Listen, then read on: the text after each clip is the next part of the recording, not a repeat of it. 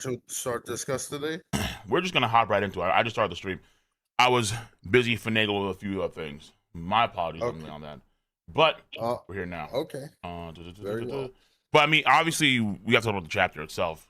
But yeah. the idea that I have right now is just, I think it's obviously I'm late today, but I think it's just cool to have it, like some time with you guys. Only for a few hours though, because I need to do some Patreon shit before the game. I don't know how I'm gonna do it, but timing wise, that's fine by me because I got a few matches to watch later, so I don't mind that. World Cup? Who you got? My national team, Brazil. Brazil, yes. Yeah. Okay. Should be like in 3 hours or so, but I got plenty of time. Isn't Brazil in the same block as Haiti? Yes. Yeah, Haiti's that win, bro. I don't care what it says. Haiti's the weakest. Haiti's the weakest. I know team. We are. I know we are the weakest team in that block, but fuck it. I got a ball Haiti. What surprised me was the U.S. yesterday. I wasn't expecting that. Yeah, apparently the U.S. is a solid team. I don't follow soccer, but I'm just aware that people say that they have a solid team. Which is good. Yeah. I would say better than Canada, but worse than Mexico.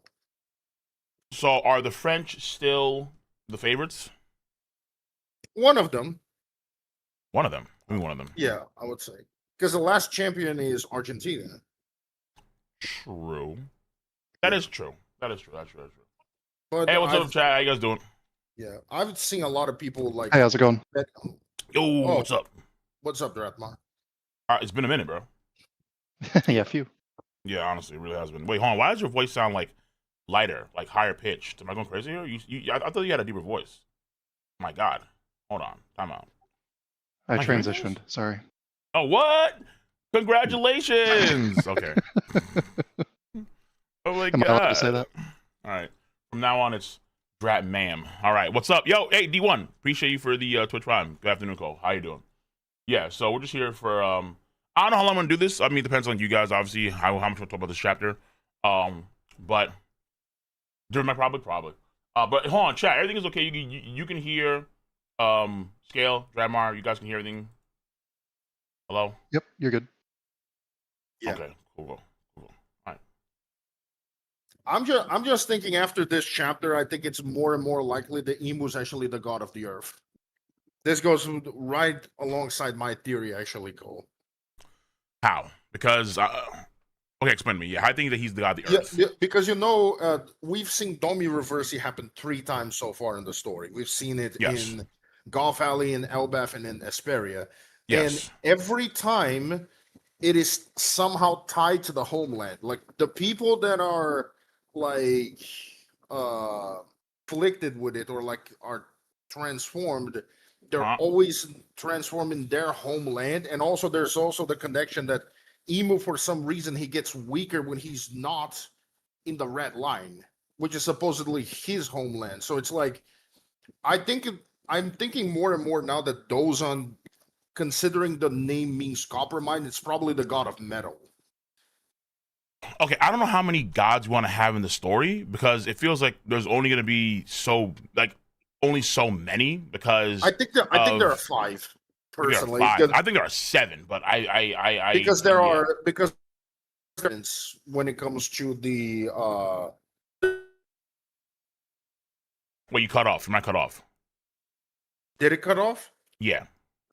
Am I back now? You're back now. Yep. You're back. Okay, I'm sorry about that. I was thinking about the sacred beast when it comes to that, because the sacred beast kind of like line up with like the 5 traditional elements. Oh, I get you. Like the Azure Dragon, the Black Turtle, the Red Phoenix. Yeah, okay, that's possible. I mean, elements, I don't know if Oda wants to necessarily do that bar for bar, but I think I see what you're saying there, where it's very possible that you have some that tales to actual mythology in the real world. But I think, hold on. First of all, I need to get to this real quick. Yo, Brandon, much for the 50 fucking bucks on YouTube. Brandon again? Yeah, I don't know. This guy. I hope you're not spending your life savings. I really hope that you're just like chill. Well, I had to stop him last night. Bro, yeah, I saw that. Like, I don't know what happened. Yeah, on the gaming stream. Like, all of his comments were just removed. But yeah, okay. He just says wholesomely for $50. One Piece. Wow. Appreciate it, bro. Appreciate. All right, man. But yeah, I was saying before, I think it actually probably pertains to when we see in the freezer room those sort of indentations in the wall. I think there's going to be 7 of those. Like, I think each indentation is a memento of a previous god figure in the story of One Piece. And then so there's probably like 7 or 8 gods. Like, if you include Emu. Like, I'm cool Emu being the Earth god. The only thing is that I don't know if there's a separate god where like the Earth god and the Forest god are different gods, and who's the Forest god is actually Chopper. I don't know. But the idea is that, oh, well, if there's deities or they used to exist, it's probably going to be tied to those 7 indentations in the wall that Emu had in the Holy Land. That's what I think. It could be that as well. It could also tie. It could also tie, and then you just cut off. You cut off again, Scale. Damn.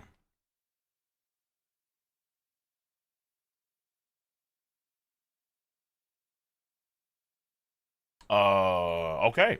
He's reloading, I guess. Yeah. Scale is like charging or something. Yeah, I don't know. But okay, real quick. So, Blay, much love. You said, called the Harley. They used Ma from Maki to describe the devils of the Force God spread. Let me see that. Because I didn't get the idea of the Harley text having the word Ma. I mean, there is Maki that Oda kind of. Maki is still a very obscure thing at this point in time, but the idea that Oda seems to be representing here is that Maki is a more like it ties to Omen, and it's a sort of hockey that may relate to some sort of demonic supernatural maybe not that, but it's like a willpower that's more insidious. It's more evil by nature. And I'm cool with the idea that it's a separate thing as long as Oda can probably explain it. Let me see here. You have... Yeah, that's story of our lives with this story, is that we need more explanation from Oda. Yeah. I mean, he's getting to it. I mean, it's the final saga, so it has to be now or never. But what's playing out... I mean, I hope that we be getting more content in the Brook flashback to really explain this too. That's where we're getting it now. But I don't know if Oda's going to be doing too much of even that content in the Brook flashback. Because positioning wise, it's kind of weird to have this flashback now in the middle of a fight between Emu and Loki. Because during that fight, you can explain various things like Maki in greater detail. Let me see here. When the first world in the Earth. I'm back now, by the way. Okay, what's up, dude? Yeah. Sorry, I don't know what happened to my connection. That happens. I mean, everyone has some shoddy through here and there, and I know everyone's schedule is like off because here I am doing these things at like 3:30 on a Saturday. So I know everyone's like, "What the fuck's going on right now?" Depending on the week, you might want to do it either on Saturday or on Sunday. It really is gonna depend. Well, I mean, that's why I asked. I asked beforehand, like, "Hey, who wants to do this on Saturday or on Sunday?" But like, or like, what time you want to do this on Saturday too? I said 3, and I was like, "Well, just do it at 8." So I mean, obviously, like people are used to me doing things at a much later time in the night, but I'm trying to change to be more ethical streaming. That's fair. What's up, Mike? What's up? Watching the World Cup currently. Oh, you're watching Switzerland, right? Yeah. Okay, that makes sense. Okay. But yeah, before I was cut off, I was going to say the 7 indentations could tie to the 7 days of the week. That's another common trope when it comes to like symbolism. Yeah, that's true. I mean, I will say that though, is that when you think about how there are also these 3H weapons of destruction, and when I went back to reread what Crocodile said about Pluton, he said that it was modeled after the god of death. So I don't know if that's also going to be another god of itself. Like I think, let me see here. I think there was Pluto is just the Roman name for Hades. Well, yeah. But the idea is that there could be actually like a genuine god of death called Pluton that used to exist way back when, and then the weapon itself is modeled after him. Now, yeah, it's possible to where there is no actual true like quote unquote deity or a mythical zone different user that is death. That's, that'd be kind of crazy. But maybe would not be impossible though. Yeah, it's not impossible. I guess like the thing is that okay, like is there a possibility where back in the day, you know, during the not the age of the sea serpent, it was the age of heaven. Were there beings that proclaim themselves to be gods that came from another plane of existence? I guess that's the real question at the end of the damn day. Because it seems like a lot of these issues or a lot of these weird things were going on when the undying flame was found. I think that's the point in time in history where things start to change and alter drastically across the entire world. I can agree with that. And I also just thought about the sacred beast. We literally already have one of them on One Piece, which is Kaido. We already have the Azure Dragon. Yeah. I mean, but we don't have any of the others yet. But mind you, they should all, at least based on Kaido, they should all tie to different powers. So there could be a Neko or a Cat Nomi, like mythical model, you know, Yako or White Tiger. Yeah. You'd have a tortoise, which is Genbu. You would have Suzaku, which is the vermilion bird, and you should have another dragon as well, which is the yellow dragon of the center. The tortoise is Peckham's. Kill me. That's not mythical at all, bro. No, I need to see an actual mythical black turtle. I was actually associating because the tortoise is usually what is associated with Earth. So I was thinking the tortoise was actually Emu, and then Suzaku was going to be Joy Boy, because that's the vermilion bird is usually fire, so it could represent the sun. The problem is that Oda utilizes fire in all these different ways too. So it's like when it comes to like fire specifically as an ability, like you can argue that in some ways people's abilities can mimic. Like the Phoenix, you could argue is the closest thing we have to the vermilion bird, but yes, I don't know if that's some. And it's also a mythical zone too, but it's not. It's probably not on the same tier as like a god mythical zone. You know, like the devil, the sun god, potentially the rain god. These would be like god devil fruits that are all mythical zone. It's a weird categorization, honestly. I think they're all on the same level. It's just that Marco as a user is not on that level. I don't know if they're on the same level, bro. Because okay, hold on. So is the Azure Dragon, is Kaido's ability a god ability? I would say yes. I don't think they view it that way. I don't because when the elders were talking about the Nika, they were specifically noting how the power itself is the power of a deity. But they don't say the same thing for gods. Dragons are gods in Asian mythology. I mean, kind of. Like in Asian mythology, sure, I don't deny that. But it feels like outside of Emu and the sun god Nika and Joy Boy, and I guess now the rain god, like the ones that are mentioned in Skypiea, outside of those, they appear to be like no other gods. There's a sun god, an earth god. There's a forest god. I guess there's a rain god because you know that's Zaza. Or I guess like the sea god. Maybe it's a sea god. Those and maybe being like the metal god because there's a connection with like metal with Elbaf. Like Loki has a hammer and everything. I wouldn't imagine that's like the metal god. I'm pretty sure it's war god because if Emu is referring to Loki and saying like I'm gonna like. What was it? I forgot the quote. It was like I'm gonna take you out just like Dozan or something like that, or just like Dozan. It feels like that's like more akin to the war god idea, because like I think Elbaf is more synonymous with the war land Elbaf, war god. No, but I'm saying if there is an element to associate with Elbaf, it's either metal or wood. It's one of those two. It's probably wood, just considering where they live. But if it is if it is wood, then maybe he's the forest god then. Nah, you think that he'd be the fourth? I feel like the Nidhogg itself is associated with the war god. I think the war god is just like essentially like the strongest. Like the you know it can really be kind of like Usopp, where and like NL, where they're not really god and like the same vein as like an actual god. You could argue, but it's more like just a title that's given to someone of great standing and power. And then so you have that god, quote unquote, the strongest guy in Elbaf who has the power of the Nidhogg, is the war god, effectively. I mean, if you want to see it that way, sure. Because you kind of have to see how, like, because I think you have to kind of, view it in the standpoint of how Oda does things from time to time. And then when I think about like what Oda had like established in Skypiea, about how like the idea that you have like God isn't necessarily an omniscient, omnipresent being per se, or a being of like great transdimensional power, but it's more of a title that's given to someone of great power or leadership, or two things at the same time. Yeah, sort of a lowercase g god as opposed to uppercase g god. Yeah, right. Like you can argue in that sense. Most gods in fiction are not extra dimensional beings, I would argue.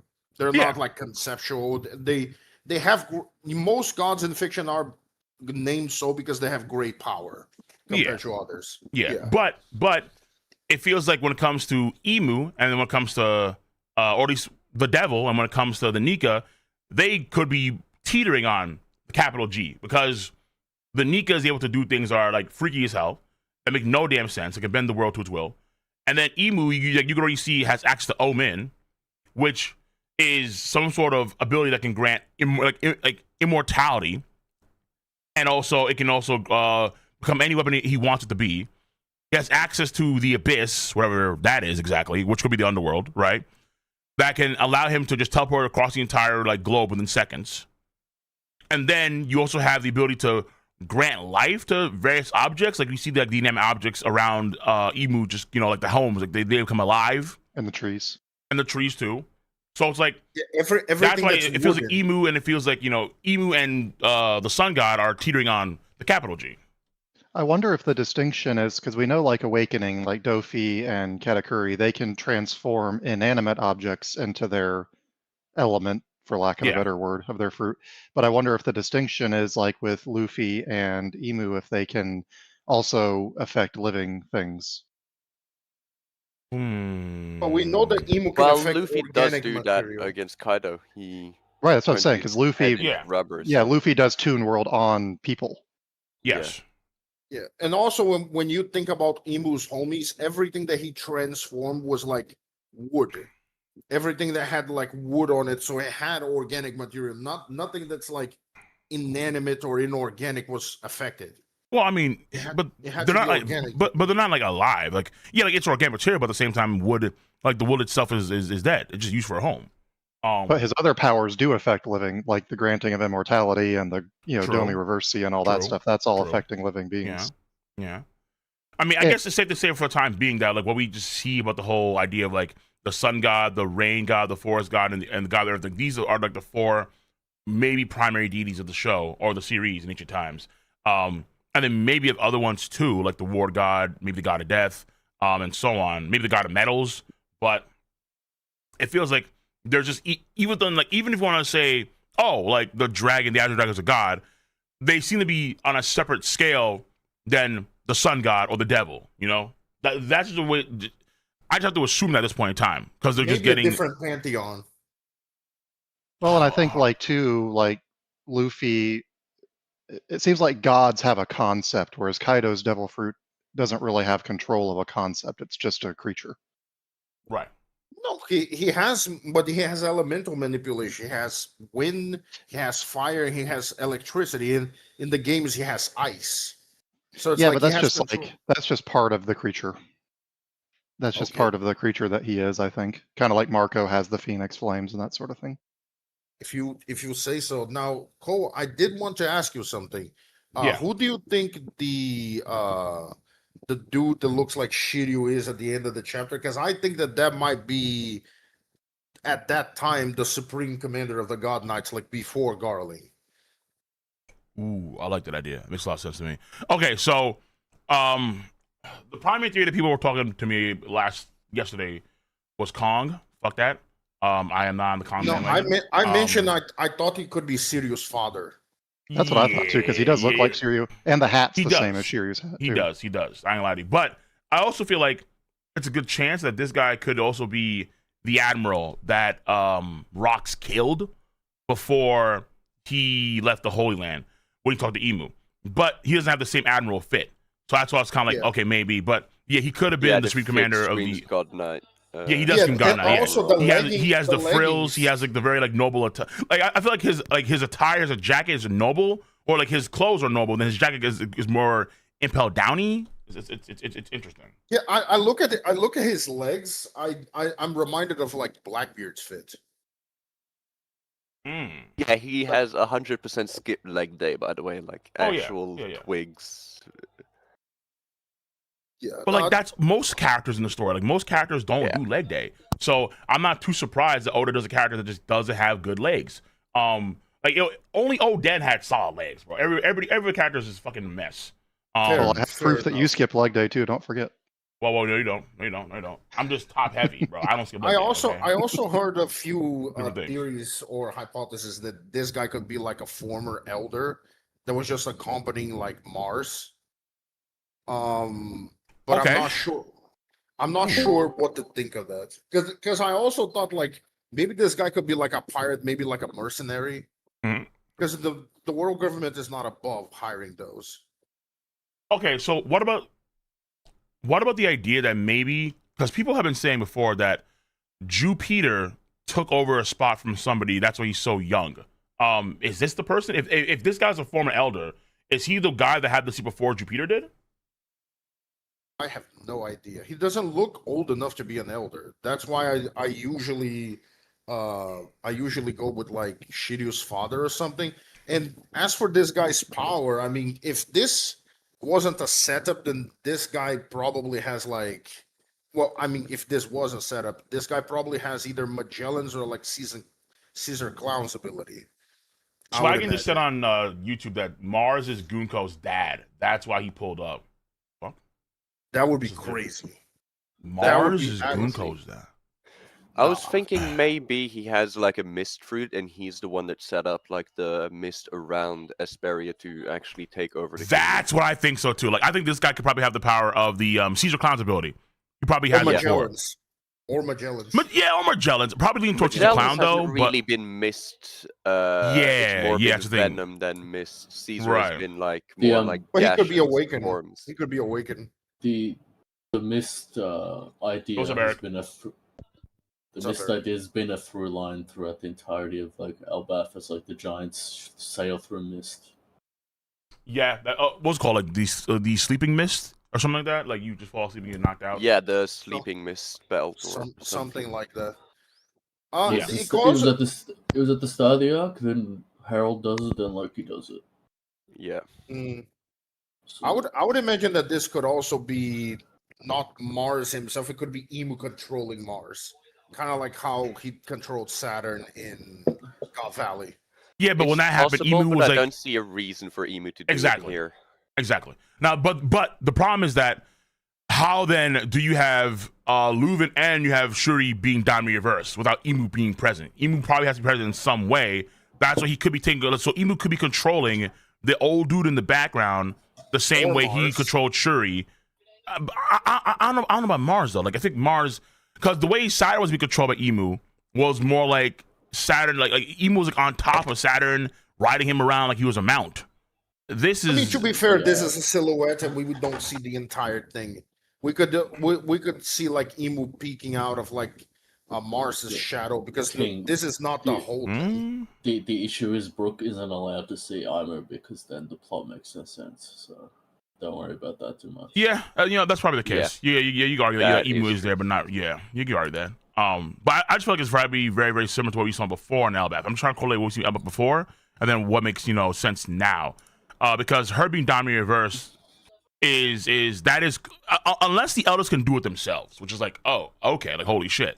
But I mean, damn, people do theorize that prior to Emu arriving on God Valley, maybe.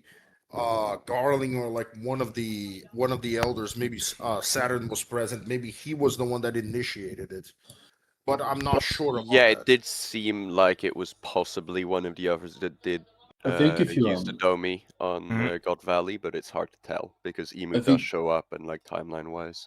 I think if you understand the purpose as to why this flashback even exists, other than like giving Brooke flavor, then you should find some answers as to what's happening. It's just that, like, it's pretty vague at the moment as to why this flashback even exists. I had takes or a theory that maybe the reason why we're getting this flashback, in a greater sense, kind of involved the music of the gods. considering how should, every right? yeah, it should, because every god has a tone. Even apparently Zaza now has a music, a beat. You have a country that's focused on instruments, and even though people hate to say it, but some people hate to admit it, but film rate does matter, and music does matter, obviously, especially when we have the story. So I was hoping that we get something there, and that's, I think, a subtle reason as to why they targeted this place in the first place. Now, it's just bizarre that I was expecting a lot more build up to this moment, but Oda just kind of like speed blitz to this. We're speedrunning, boys. He's speedrunning it, but I mean, I'm not necessarily too mad at that, because I think Oda may feel like, I think people feel like it is kind of weird having this flashback in the middle of like Imu's reveal fight. Soon fight against Loki. I mean, fighting Loki and then fight against Luffy. Soon it's like you're gonna cut him between that with book flashback. What? It's probably just because the aftermath matters more than the event itself. Probably. It could also be because this event might be like the trigger that makes the Straw Hats ultimately go to the Holy Land. Because I was thinking like before this, like we needed a reason, like it needed to affect like one of the Straw Hats directly. This might be it, because again, Brook is the oldest. He's the one that has been suffering for the longest. So I would imagine that maybe this is the trigger. Well, King, remember back in like the start of the arc when like we thought like Scopper's secret was like rhythm, because he has an attack that has like that was a theory. But that was the theory thing. People had. Yeah, I reckon it's gonna come back around at some point. I don't think that was a mistake or coincidence. When we see Emu fighting, nothing about Emu's fight is kind of like rhythmic. With Luffy, it is in a way, but with Emu, it's not there. So maybe it's a thing that we have to dive into when it comes to certain rhythm and attacks and certain abilities that can be accessed through that. Well, and Brook is aware of that somehow, but he never knew about it, or he never really realized its purpose until now. But it's kind of interesting because like, the rhythm of all things is just like Rio, right? But that like was a major thing. The voice of all things, the breath of all things, the rhythm of all things. It's Emu's whole thing could be like the absence of rhythm, or like his rhythm is so subtle that it's like almost feels like. I think it's gonna like Oda's gonna come back to like soul frequency and stuff. Good. Because that's Brook's whole thing. Yes. Is soul frequency. Also, Brook is able to hit things that other folks can't damage because he has a higher soul frequency, so that should matter. Yeah. Yeah, Leuven shouldn't be dead here. I think that he sacrifices himself so that Brook can escape. Right. Yeah, it's like Leuven shouldn't be dead. If we apply what we know about Zebek, what we know about Dorian Brogy, Leuven should still be alive. This should flip back around, and he should be turned back to normal. Well, it's interesting, right? Because if Aimu successfully reversed Leuven, why did he order Gunko to kill him? Because he's just built different. He might be a Daisy. Yeah, the idea is that he was able to fight it off like Dorian Brogy. He was able to fend it off for a period of time because of his willpower. And then because of that, he took control of Shuri, and then Shuri killed Leuven or took him down. But part of me feels like somehow, some way he is dead, or at least Brook may just perceive him to be dead. And then so much before too is that Brook has this like distinct fracture on his skull, and we haven't seen what event led to that. So we could maybe see like him get that wound on his face after it's all said and done. It'd be funny if Brook fights this Holy Knight and he like busts out Haki and shit. No, Oda wouldn't dare, bro. Oda wouldn't dare do that. There's no way. There's no way. He could not do that. If he Oda did that now for Brook, that would turn the fan upside down. As a skeleton, he's gonna say something like that. Hey man, Prime Brook. Don't underestimate Prime Brook. What I think is more likely to happen is that Brook gets awakening this arc. I think that's way more likely. No, but like in the flashback though, like the idea that let's say Brook had Haki, and then when Brook died in the Florian Triangle, he lost Haki, and then he came back as skeleton. And then that's the idea. It's like like Brook can't have Haki. If Brook has any degree of Haki, well, he did go insane for 50 years. King. But come on, that doesn't necessarily mean no. But if he had it in the past, that would be bad. Like, because then it's like, hold on. So, okay, Brook went insane because he was so lonely for 50 years. At the same time, though, it's like you had the chance to take out Kizaru, and then you had Haki, but you just went through the. Excuse me. when you ended back in Shibondi. You just forgot about it. Like, yeah, you just forgot about hockey all of a sudden. Like, wait, no, we just cannot do that. Okay. And not only did he not use it, he didn't even explain how they could. Like, because remember they were all, oh my god, we can't harm a Logia. What do we do? What do we? If Brooke knew that whole time. Yeah, that would be very bad. But I will say though that Leuven probably has maybe hockey or a very strong will if he's able to fend off this shit in the same way Dorian Broggie could. Like he just wasn't willing to go down. Just very strong conviction on his part. I mean, it's pretty obvious now that at least base levels of armament and or observation are fairly common. Yeah. I mean, Rayleigh even said it in the pre-time skip. Even animals have it. What do you think about Shuri's idea of being able to have her subtle object hockey awakening, or like she's kind of tuning into that future sight shit? Does that play a role in her being able to, let's say, like regain her memories or regain her mental state under Emu's control? I think it's more so a matter of like fighting ability. Well, I think the whole answer to this, like, why is this here, is so like Oda can remove people's marks through like some kind of Brook thing. Otherwise, it's like literally no purpose of this flashback at all. You mean marks isn't like? What do you mean exactly? Yeah, Armor's marks. Oh wait, those things? You think that Brook can? Because we have to save. We have to save. Oh, we have to save Shuri. Yeah, I guess so. Yeah, I guess we have to save Shuri. Yes, that you is. Can't save her without removing the mark. No, but here's the thing: if you remove the mark with Shuri, it's not going to be the same thing as with Saturn because she is 77 currently. She will just age. She shouldn't die immediately. Yeah, she'll just turn old, or maybe she won't because whatever. But Ragnar also has to undo the ice first, so. Yeah.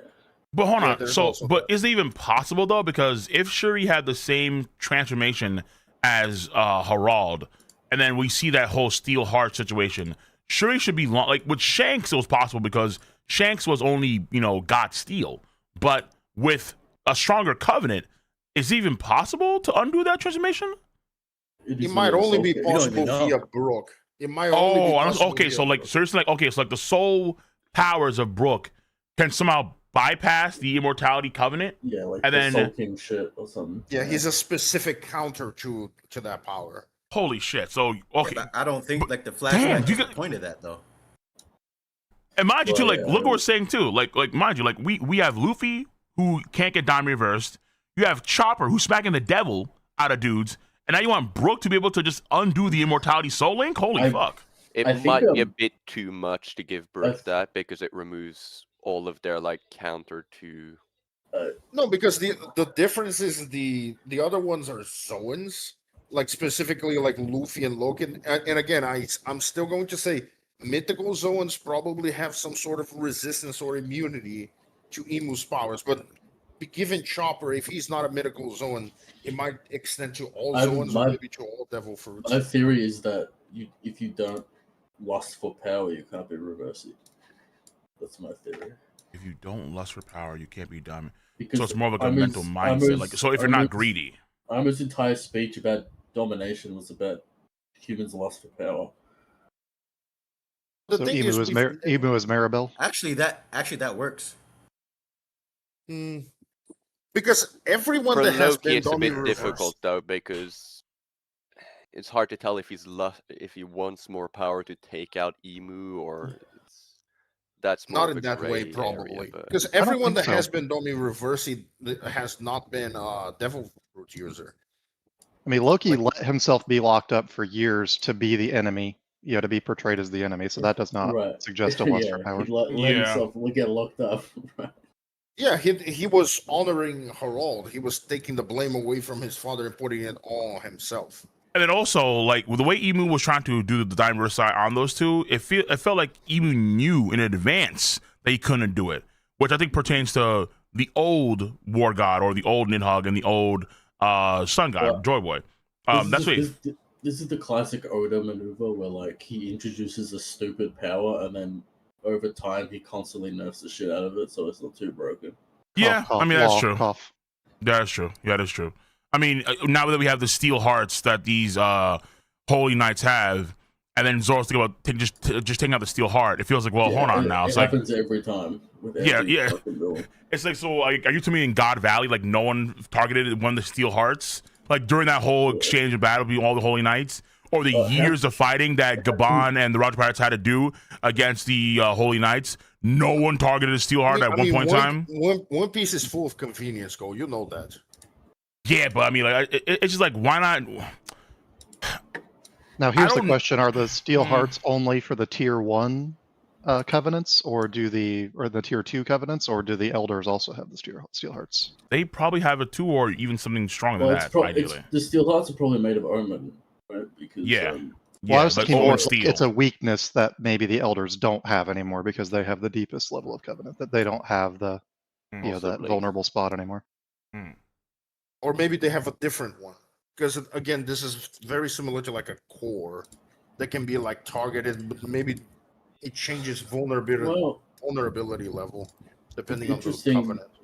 It's interesting, right? Because Zoro has Conqueror's Haki, but he's aiming for the heart. Kind of like, shouldn't that be like Sanji's thing because he doesn't have Conqueror's Haki? Like, I don't know. It's weird. Yeah, because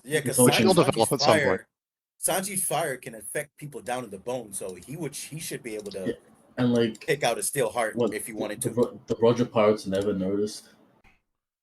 That's the problem. Yeah, I think that's the biggest problem. It's like, how did the Roger Pirates never notice for all this time that these guys had steel hearts, which you could target, you know, like out of all the damage. And mind you, like we see, like remember, it's and also like we've seen it's like we've seen also like Saturn. Like I remember when Luffy did that combo with Julie Bonnie, like Luffy was punching holes through his whole body, like including I think like the chest area. So you're telling me that none of that hit the heart, the steel heart? What? So that's what I was thinking. The elders might not have the hearts because Luffy obliterated a Saturn. That's possible. At least a couple of times. Is it possible that only Summers has that steel heart for some reason? Maybe he was sick in the past and had to replace his heart, but because we haven't seen Killingham with that. We didn't see Killingham with that, and he was cut up into pieces, and it hasn't really been focused on. When Harald because that is a fair point, but when Harald transformed, Harald said that he felt like a cold chill going down, like, you know, going across his whole body, and I feel like that cold chill is him forming that steel heart over his regular But that's heart. an assumption for now. There's no confirmation for that. It is, but it's like, I feel like it's better to assume that they all have steel hearts if they have a Depths Covenant, the level 2 shit. But yeah, I see where maybe it could just be Summers. It still leaves open how Prime, Roger, Rayleigh, and Gabon didn't notice. That's pretty weird. True. Yeah, that's why it's again the meta reason is like because it only wasn't. Summers has it. Yeah, it wasn't convenient for at that time for Oda. You know, that's the only explanation. You know how we've been in the game for 1,000 years, and you even longer. True. And all these kids don't understand that, like, Oda you just gotta ignore some stuff sometimes. Yeah. Like, you gotta take everything into account. Like, it's fun to talk about for sure. Like, don't be wrong. Especially with like power scaling. Like, oh yeah, you got a hand wave in the story for sure. Like, you just have to sometimes. Oh, for sure. Brook blocked Aimu. Oh, it's like, but you can't like that's a hand wave. Like, that's not like, oh my god, like we have to take that as like Brook is now on the same level as like Luffy or some shit. Like, nah, dude. Like, it is funny. Oda's the guy that literally says that, hey, I like nerfing the characters at the beginning of the arc, so it's more fun.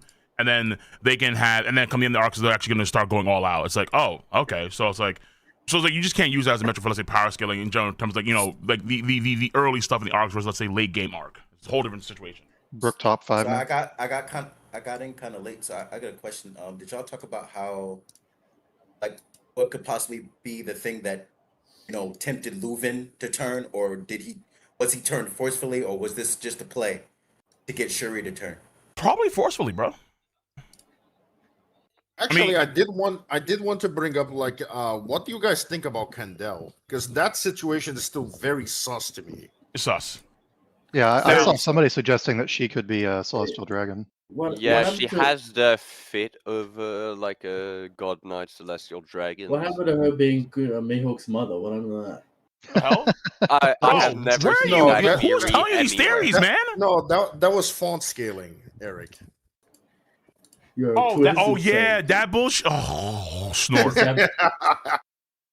Eric coming out of left field with the Mihawk theory. I thought that was some because I thought that was like some BDA shit. I was like, no way, bro. Even they don't go that far. No, they do. What do you mean? They do. Yeah, there we go. No, they do. No, it's somehow always trying to fight in Mihawk, bro. Out. Always. Ohara will come out with that shit. Nah, listen. The Mihawk scaling can when Buggy does something, we care about Mihawk. It's that simple. All right, just have Buggy do something, and then we'll give a shit. Yeah. You know, there's Aimu does a downward slash, and Kandel has a sound effect that's similar to Aimu's. So you know, Owen's cooking something. Oh yeah, absolutely. Fuck out of here, bro. Do we have any sweat drops in this chapter we need to scale? Yeah, Brooke's sweating. Can we agree that this world government, how they're moving around this time, and particularly like in the past, they've been moving for a lot centuries. Scarier. Well, no, but I mean, it's just like you see like during these centuries, like how they moved.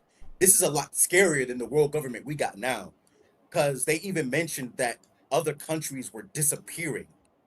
No, I think like, that. I mean, we saw Lucia Kingdom get wiped out in a single move, so they're making moves now. Sea levels have been rising for centuries, and the cause of that is the countries getting destroyed.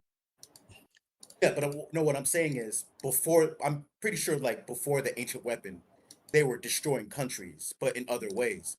Like they're using this they're using this devil fruit ability for how many years on this island? No, 6 months. I mean, that's half a year. Oh yeah, no, okay, crazy, yeah, I see what you're saying now. Yeah, I mean, okay. Here's what I would say. I would probably say it's because right now they're a lot more hampered than they used to be. Right? It's like first of all, they can't do this shit in the new world because if you do this shit in the new world, you have to deal with emperors and they're gonna fuck you up. That's the first thing. The second thing is that the dragon is always trying to do something against these guys, right? So it's like the Rev are running around fighting against world government forces, always trying to hit the supply routes. And probably for years now, for decades, they've probably been hampered a lot because of Dragon's activities. So that's also probably stopping stopping a lot of their, what do you call it, like the campaigns or their the guideline situation, like the purge, like their culling games, yeah.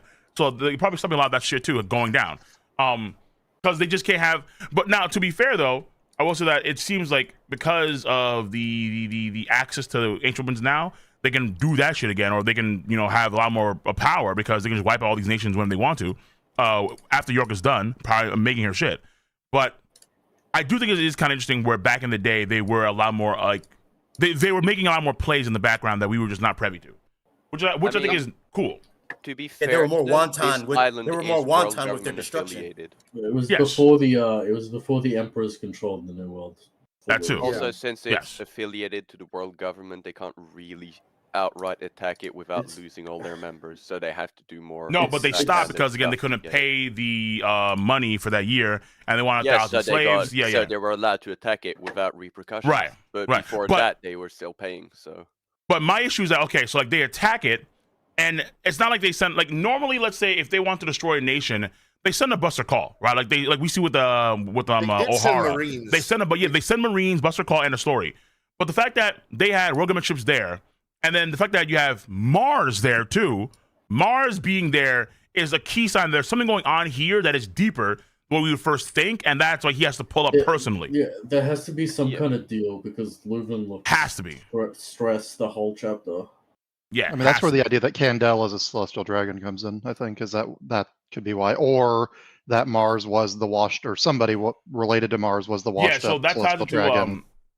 Because actually ties to a theory, that Daniel had, where he said that essentially Brooke is a Davy Clan member, where Brooke is Davy Clan, and so is Leuven. Like they're both Davy Clan members, and that's why they pulled up. Because like Saturn pulled up to God Valley because it involved the Davy Clan, and so in that aspect too, Davy Clan must be on Asperia too, and maybe it's Brooke, maybe it's Brooke's family, maybe it's Leuven, some of that sort. That's why you have Mars there. Every time Davy Clan's involved, a god, an elder has to be present for some weird reason. Because they're the only ones that know about it, maybe. There's also the situation that even when we consider back then, there's something about the West Blue, because all of these countries like Asperia, God Valley, potentially like Thriller Bark mentioned in this chapter. Everything from the West Blue, there's something about the West Blue, man. Just where they went to hide, I guess. Yeah. Yeah, actually, like that, right? Like that could be the case where like the Davy clan specifically wanted to hide in the West Blue. Like that's where most of their like clansmen went in hiding, and that's why there's so many situations in the West Blue where cultures are just like disappearing and shit like that. Yeah, I mean, all the others from the other blues got wiped out in the past, and the West was the only one that survived. That is possible. I mean, regarding the islands getting destroyed, Vegapunk outright told us that sea levels have been rising for centuries. Yeah. And directly linked islands being destroyed to sea levels rising. Yeah. So I think clearly at some point in the past, the world government still had the power to destroy islands beyond just like, bombing them, like actually destroying them. Maybe they had the ancient weapon and it ran out of power until recently when Vegapunk gave them the new power source. I don't know. Okay, hold on. Is it the case where, were they rising constantly, or was it like there was a huge swell in sea levels rising during the Void Century? He said kind of consistently. He said over a specific time like over centuries. It had risen a certain amount, but we don't know like like a certain amount. It's like each of them. Because like we saw God Valley get destroyed, and God Valley getting destroyed, I don't think caused sea levels to rise, and the way it was destroyed, I don't think it would be destroyed in a way to where sea levels would rise. Like part of the reason why the sea levels rose was because the way Lucia Kingdom was destroyed. It wasn't just okay, like the island crumbled, like the entire area was vaporized with the dust. Yeah, it was obliterated.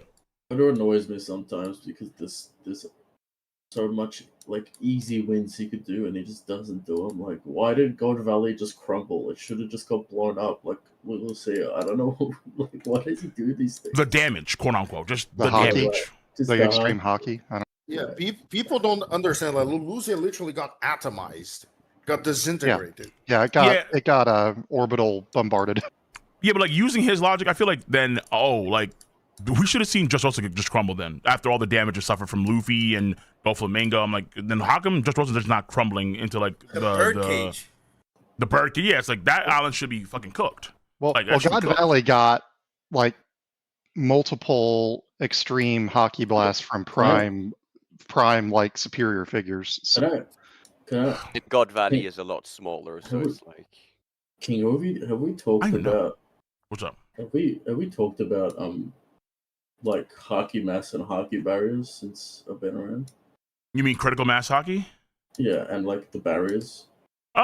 Not really. No. Why? What's on your mind? I feel like no one's putting that into account when they scale anything either. They just ignore those aspects. Well, we haven't really got much on it, so that's probably why. It's like obviously don't really think of it. You have to assume that Ashura is just Zora's critical mass, right? Like. Oh, I should. Yeah, I think it's possible. Maybe because so the way I kind of figured, or the way they kind of explain it, is that they need the critical mass hockey against rocks because he himself had his own Conqueror's hockey that was countering their Conqueror's hockey, and so they needed a critical mass of their hockey in order to bypass his hockey to do lasting damage to him as an immortal being. That was kind of like the idea. The idea is like using all your hockey in one move, right? Yeah. Yeah, it's more. I guess you can argue that break kind of. I guess you can argue that in the sense Luffy, whenever he had Gear 4, the reason why he had that issue where he would lose his hockey was because he was using too much of his quote-unquote critical mass hockey to maintain Gear 4, hence why he needed to, have a break after Gear 4 was done. Wasteful. Yeah, he's being wasteful. But I think critical mass is most important when you have someone who's an immortal being also have Conqueror's hockey. Like I feel like that's gonna be like an issue with, let's say, Shamrock, because I think that Shamrock has Conqueror's hockey. That's what I think personally.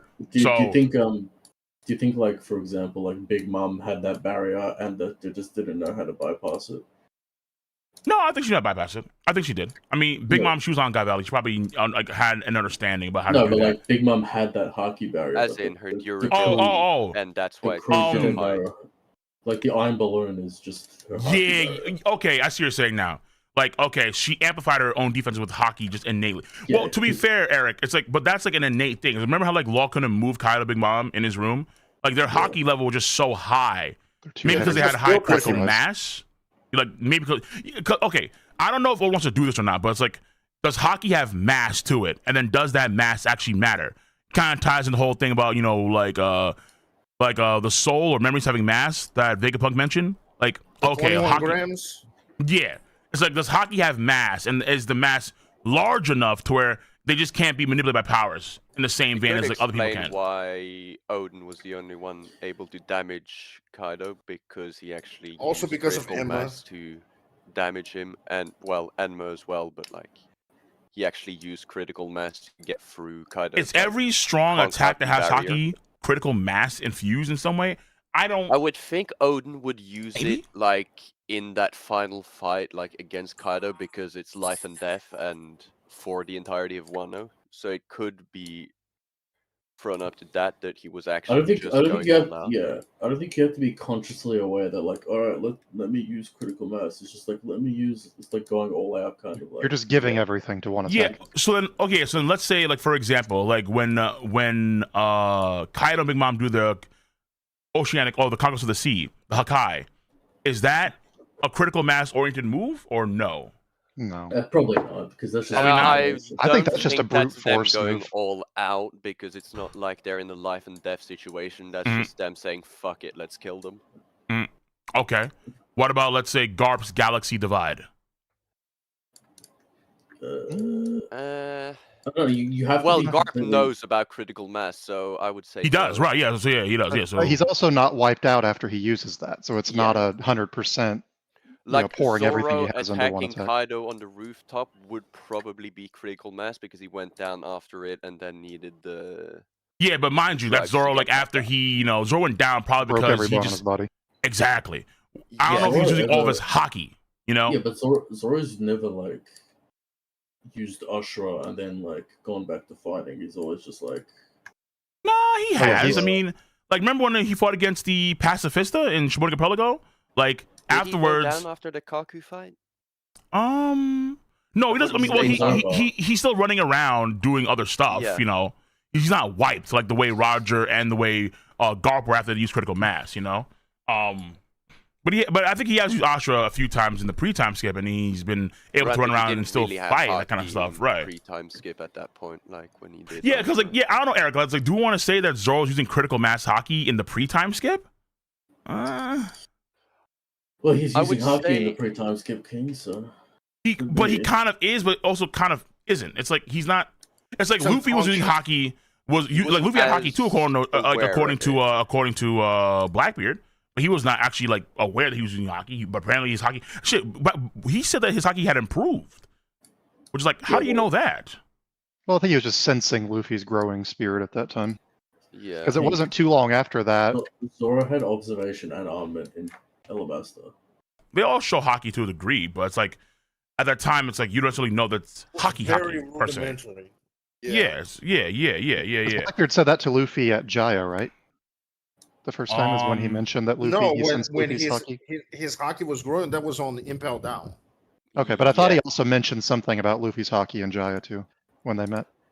I don't think so. I could be wrong. I'm pretty sure it was only about the dream, that it was like the dream speech.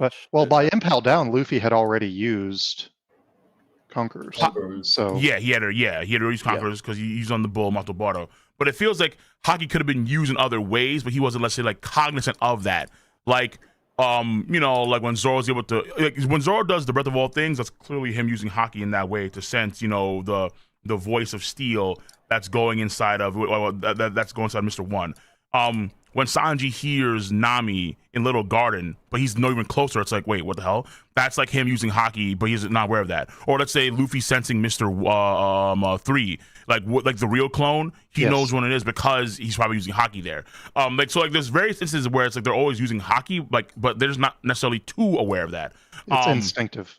Right, it's instinctive. But critical mass seems to be like a specific technique. Once you're not only aware of Haki, but you have Haki mastery.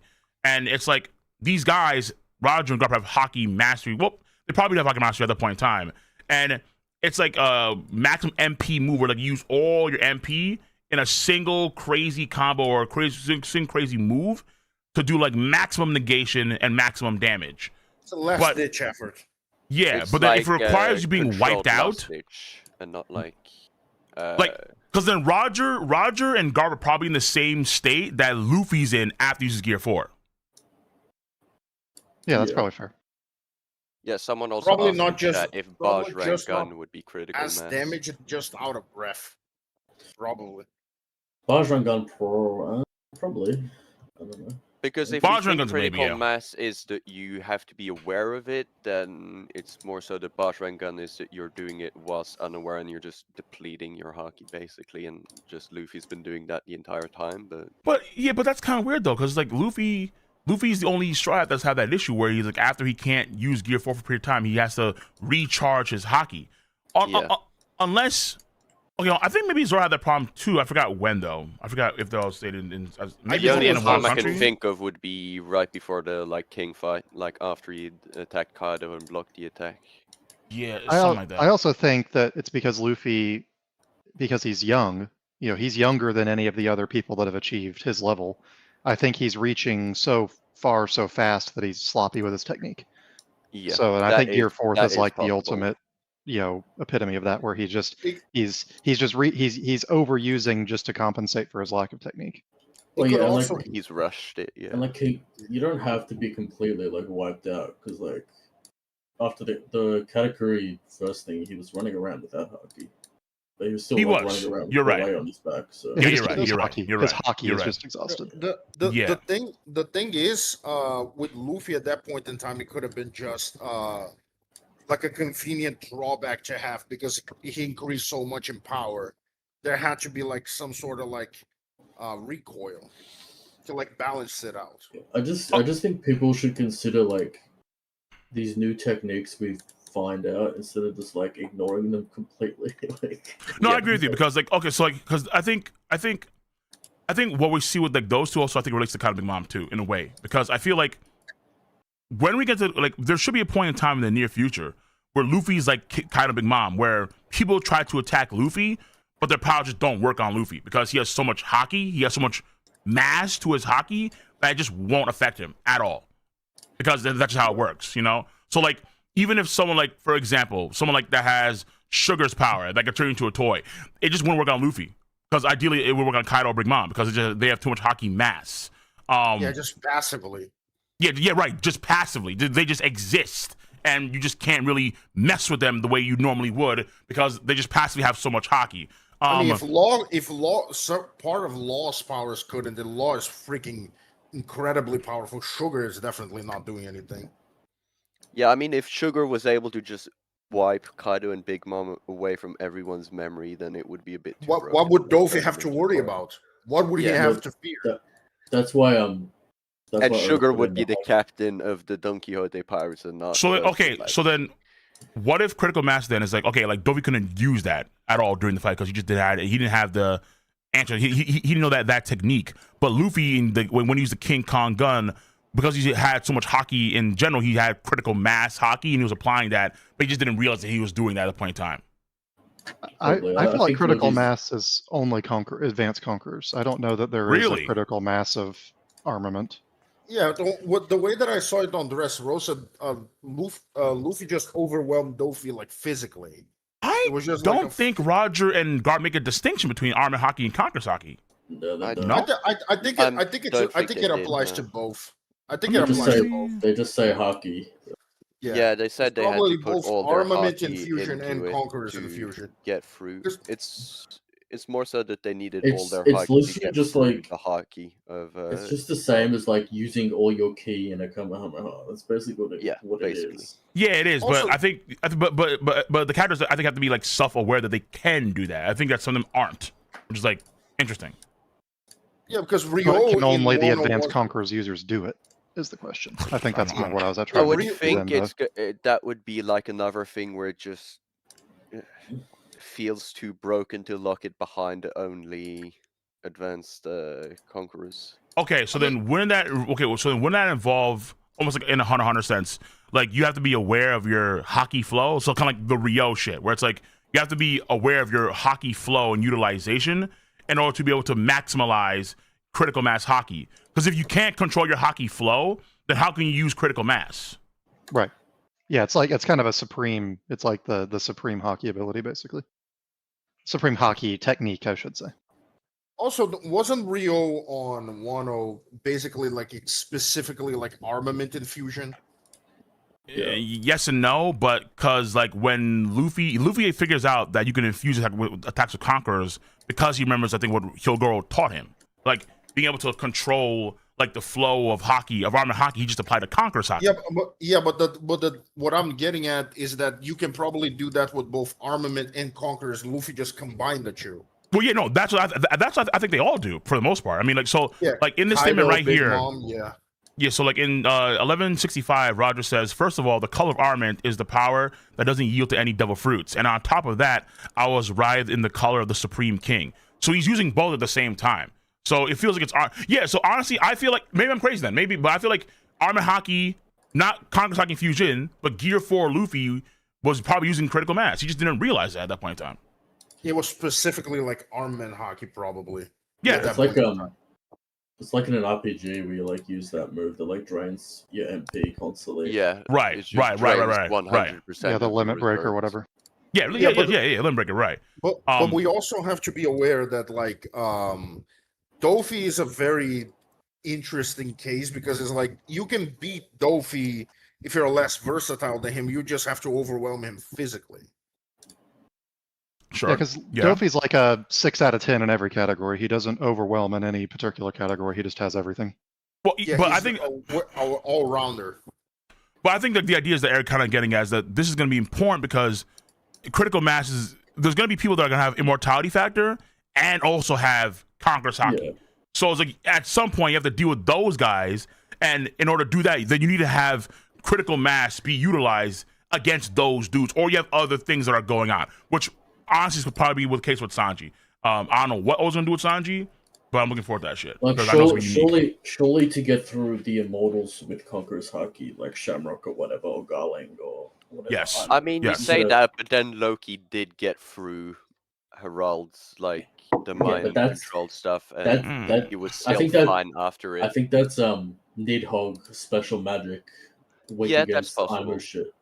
There's also the fact that when Herald was killed, he allowed Loki to kill him. I don't think so. There's also that. Yeah, that's what I feel. I feel like Herald allowed Loki to kill him, and then he took that. I don't think like the Nidhogg had like some sort of unique. Well, maybe maybe it did because he can undo Dark Reverse Eye. But it's more so he said take a free hit before it takes over again. So I don't think like he was able to like disable his immortality either, but he just said. Like attack me before it takes over again. Yeah, he had Loki. He had like a brief moment true. of like lucidity. He was lucid, right? Yeah, like, you guys are right about that. But I do wonder if he was using critical mass hockey because he did have he did have infusion. He didn't know it. It's funny though because like if you talk to certain people, they think like Aimu should be super effective against Luffy. I'm like, it's going to be the other way around. Yes, obviously. They don't know, bro. Like, they don't understand the power of the Nika. Aimu's in this spot not because Aimu was actually like better than everybody else in this era. No, Aimu's there because he's House Slytherin. Slippery activity, doing shit behind the scenes. To be Joy Boy. He felt Joy Boy's hockey and he went to his knees. Like, come on, like this is not. I think it's more complex than that. I think it's going to be super effective against each other. It's just that Luffy is going to have a greater effect. Like Emu is going to be able to damage Luffy. Like Luffy's not winning that fight like scot-free. Like he's. Oh no, definitely not. I don't even think. I mean, he's obviously not even winning the fight. I don't think he's winning the fight here. Period. But the fight scot-free, like that's just. I think Luffy will win. I think he's going to drive Emu away because Emu's already sick. I like the idea that maybe Zoro and Sanji goes to help out too. Like let's say maybe destroy the Steel Hearts, and then there's a rebound effect on the Emu at that point in time because he lost 2 other Holy Knights. That's true. The same way he lost Herald. And then Emu, and then like you have a critical mass attack from Luffy, and then he actually able to do like lasting damage to Emu. Emu has to retreat to the Holy Land, and then you go from there. That'd be the idea. Yeah, like honestly, like listen, like people have to get ready for Luffy kicking a lot of ass against Emu, and I don't think they're ready for it. I mean, Emu is nerfed like in the lower realm, or his body gets weak. That shit is weird. So we don't know what's going on there. Yeah, we don't know what's. That will come into effect at some point, and I think people have said this before. I don't think that Emu's nerfed in terms of like power output. He's just nerfing health. Stamina, Yeah. health, yeah. That's why I Yeah. think people just That makes need sense to me, remember yeah. that will come into effect, and Yeah. that will most And likely. in terms I'm attack seeing the potency vibe is on at its maximum. I'm feeling the vibe that people are starting to cool on armor as like a threat, because they were really hyping him up when he first arrived. I mean, Now they I kinda heard some crazy shit about like Emu, like I mean- neck diffing Luffy and Loki at the same time. I was like, bro, Yeah, that's what the are you thing. Is like, I talking feel people like did so want that at some point. it's interesting because obviously people want Emu to be the final villain of the story. There are other options for that, but people I think really like Emu a lot for being that final villain, and because of that, they put him on like the highest standing, and that's why they feel like he just neg diff Luffy and Loki now. But I think people forget just how powerful. Well, Loki just like in of itself, he's like legendary, but Luffy.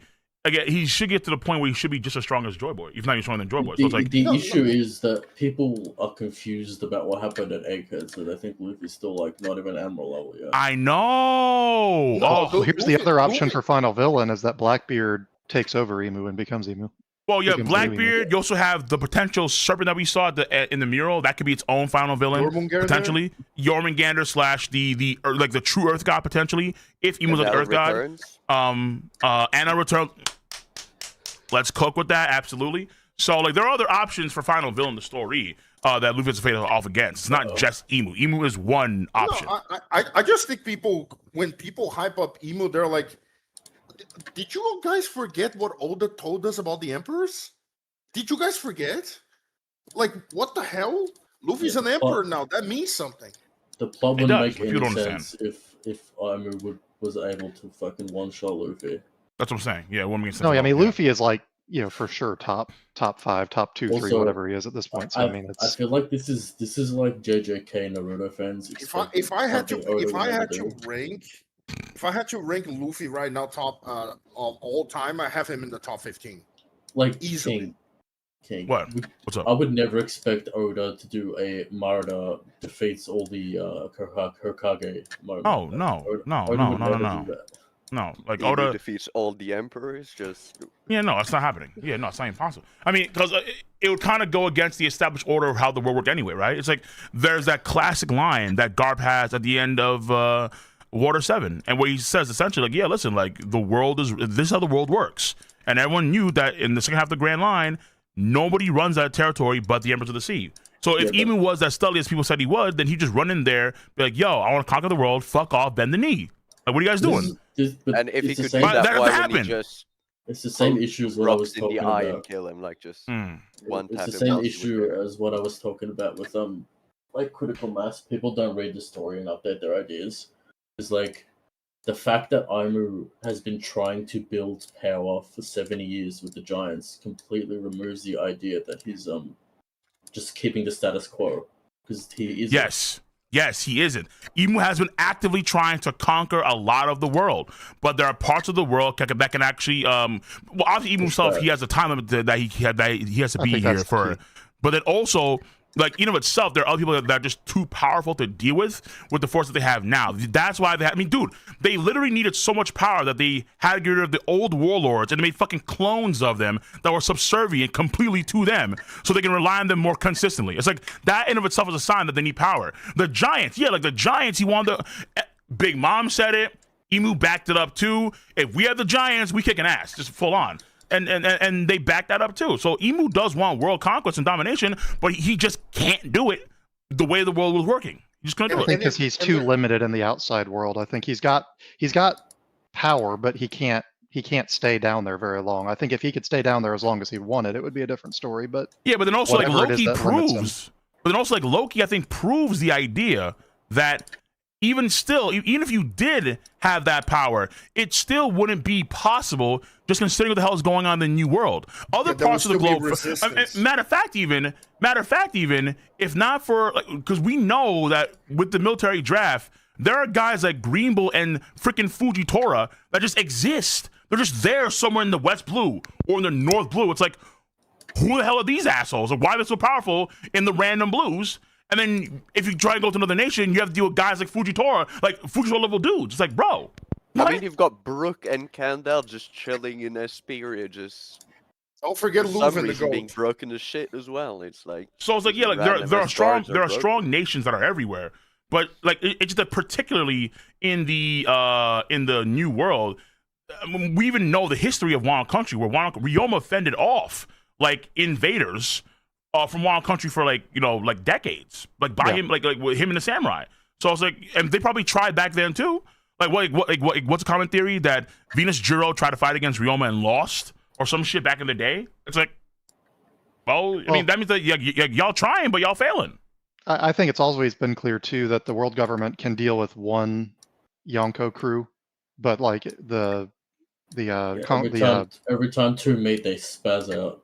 Yeah, exactly. Like with the whole the Whitebeard War, whatever the fuck it was called, the War of the Finest or whatever. They were so terrified of a second Yonko crew being there. Like they were absolutely shitting themselves over that.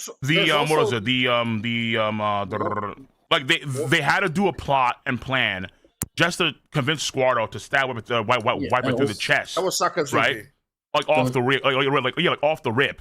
And then they were shitting themselves when Shanks and Whitebeard met, but they're like, oh, lucky Shanks is like a Big Mom and Kaido gonna meet, and then they're shitting bricks. Like, oh my god, wow. There's also something else that people forget. It is that it's very specifically stated that the containment is a two-layered system. The world government is the outer layer, the inner layer is the emperors regulating each other. Yes. People forget about that. It's a two-layered system. If the world government could do it, it would be just one layer. That's something that people forget. My goodness, man.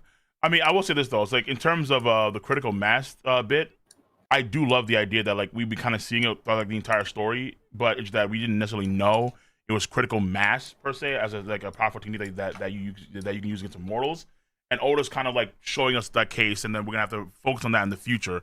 Though I do wonder if there's like critical mass techniques that are specific to each category. Like for example, it's like, is there a critical mass observation version of all this shit?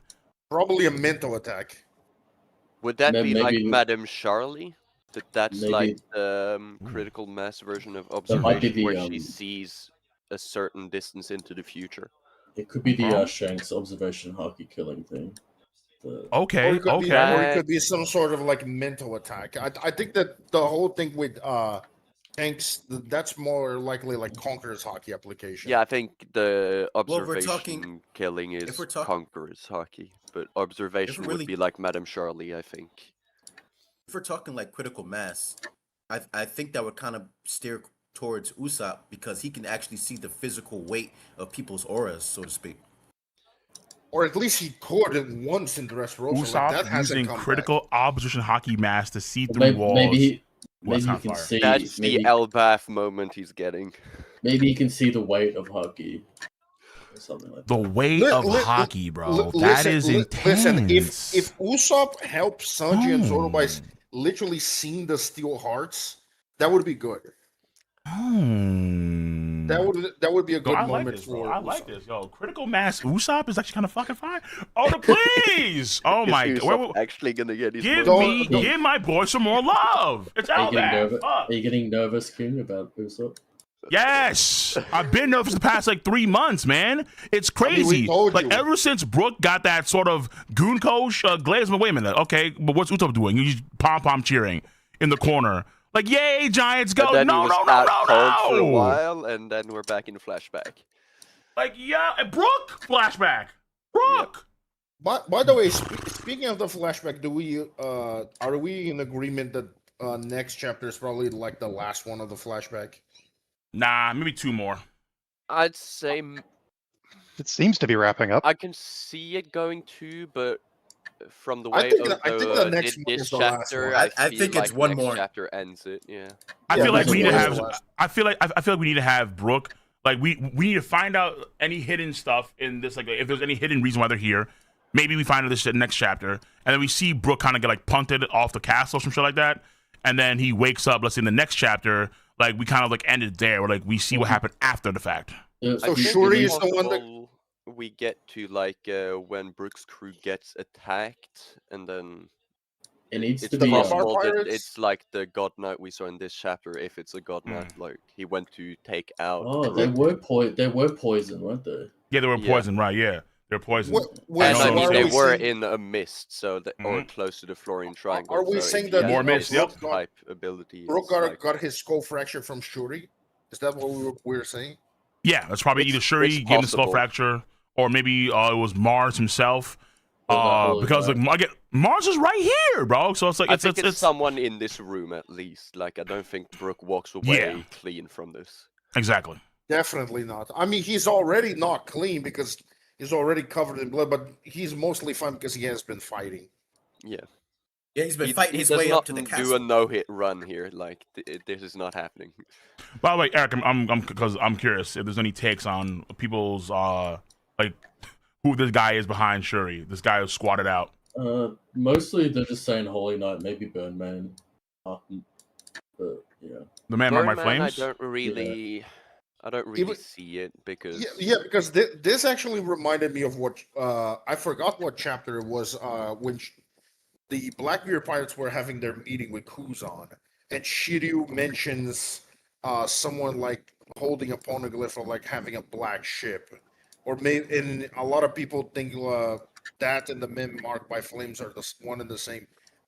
How crazy would it be if Oda made it to where Shiryu was referring to his own father? Because this guy does look like Shiryu. the thing is, if he's a God Knight, why is he supposedly Well, so well known among pirates? Like, I don't know that he's well known. I think 3 guys know who he is. I mean, but Kid was asking he heard a Luffy rumor. like if how he hadn't heard of it. Like he was Because questioning we still it don't at know one. who that person is. Yeah, but Kid It's Kid knows, Obito. Fucking crazy. the myth is known. The guy, the identity isn't, right? It's like the myth of the guy in the sea. Right, So, like, right. we Because know like, who he okay, is. so like, if that's the case, then this guy could have been the dude that's let's say on the Black Pearl, the all black ship that's guarding the poneglyph, the last one or something. I mean, that could be him, but Well, it has to be a Holy Knight because Brooke knows about the Holy Knight, so Right. I think it's Yeah, obvious that's Holy Knight. why- someone said before too during my stream that this actually could be Germa related because Brooke also knew about Germa before everybody else did. You And think that's this guy, a Vince and then they mode? are assassins that are, and then at that point in time they were members of the world government, so maybe that was Germa related. It also could be. I had the idea that maybe it was the admiral that that Rox killed, but he's not wearing the admiral fit. So Yeah, I don't know if he Admiral's- doesn't look like a marine. yeah, he doesn't look like a Doesn't Marine. look Yeah, yeah. Yeah. And then I think Scale, your theory was that he is the former commander of the Holy Knights, like where Yeah, the one Garling that is now. preceded Garling. Yeah, yeah. Because now I don't think it was Kandel anymore. Unless Oda's pulling something from us, because it's like Nah, part of Kandel's me- still too slippery, bro. no. Part of me feels like Kandel was behaving kind of like Toki, and part of me is like this is a setup, but it's like I can't decide because we know Oda's matricidal, Yeah. so he loves killing mothers. So it's like we don't. So it's He it's kinda really like- does. I It's mean, a we 50-50. didn't see a body, but it's like I would think Leuven would have seen her dead, and that's why he declared. her Leuven, dead, I'm Shuri, pretty sure. Brooke, at least those 3. Yeah, He they doesn't- should. Well, we they didn't should see be we enough didn't see confirmation. Bonnie's mother's body. Well, Chidi, we did we in saw Kuma's saw arms. her body in literally Kuma's hands. Yeah, I said Kuma. Yeah. We saw her lifeless. Rebecca's body. mom, we saw her die. We saw Queen Otahime, we saw her die. We've Yeah. seen We saw Nojiko dead. Nojiko, we saw her die. We've seen a lot of moms dead, but we haven't we see Magnolia. her die. And then Magnolia is also no like what's shame. very and then Oh, also yeah, it's that's right, mind yeah. you, it's not just that too. It's prior to that where it's like she spends months apparently in hiding because she's stressed. Not Nojiko, Belmir. And it's like, Nojiko's the sister. oh yeah, Belmer. Yeah, you're right. Yeah, Belmer, true. So like, but like she spends months, like literally, Yeah, that's like apparently Giga just sus. bed resting because of the stress of a world noble visiting, and I that to me don't is like think- very suspicious too. It's like, hold on, really? Wait, she spent Yeah, months? I don't think Well- I don't think you can be bedridden for months from stress alone.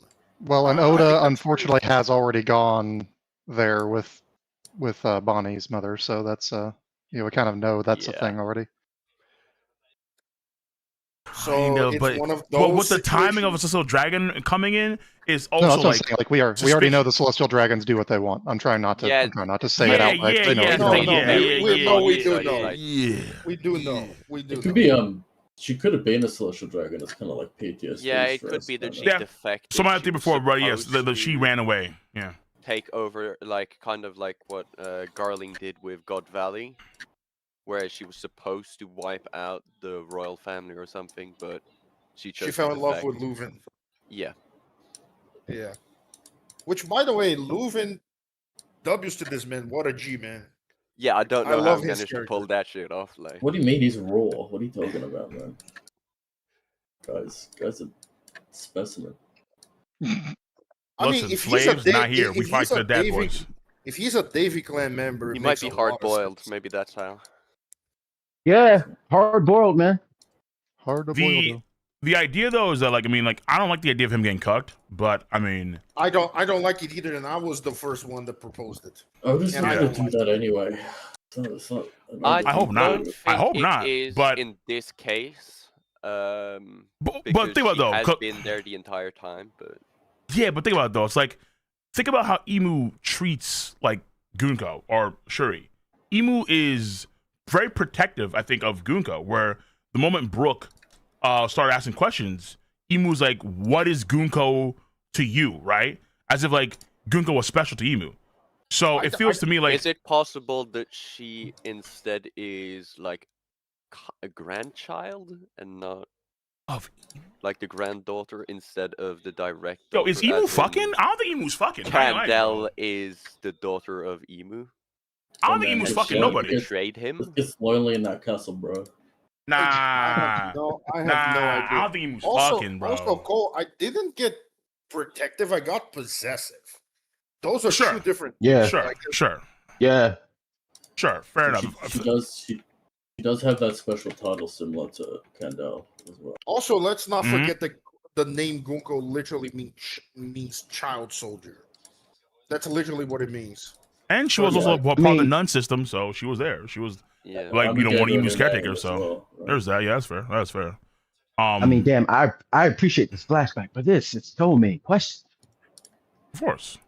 I mean, But the main This reason is chapter ultimately did why. bring me Like, a lot more on board with the flashback. Like it has brought me into the flashback a lot more than the last two. I mean, I was already invested because I like Brooke, but it's like now giving us potentially a reason as to why the Straw Hats get into directs, like why they go to the Holy Land. But this just makes Brooke's flashback maybe the most important out of all the Straw Hats, bar maybe minus Luffy. But it's Yeah. like it's one of them. Story wise, it's just super relevant. I mean, this And is it's definitely packed. the hook of the flashback so far. Like the other two was setting this up, setting up the relationships and stuff. And this has, at least the people I've talked to, it's hooked a lot more people into the flashback than Yeah, the I last definitely Oh, yeah. don't. Yeah. This wasn't planned initially. I am actually surprised because at this point I'm even agreeing with Cole, although I'm not outraged by it. Where's the attention that was meant for Usopp? I'm not outraged. I'm not outraged with the lack of it, but it's like I'm siding on Iota. Like it's wasn't this starting to his get arc? to the point where it's gonna be like too late, and it's just gonna be like, oh yeah, here, take this moment. I Well, think all he I've needs, always been. I'm telling you, man. all he But- needs is like a bullet moment in the fight. Well, see, my thing has always been like I think Usopp is going to get a moment. He already It's did, Usopp.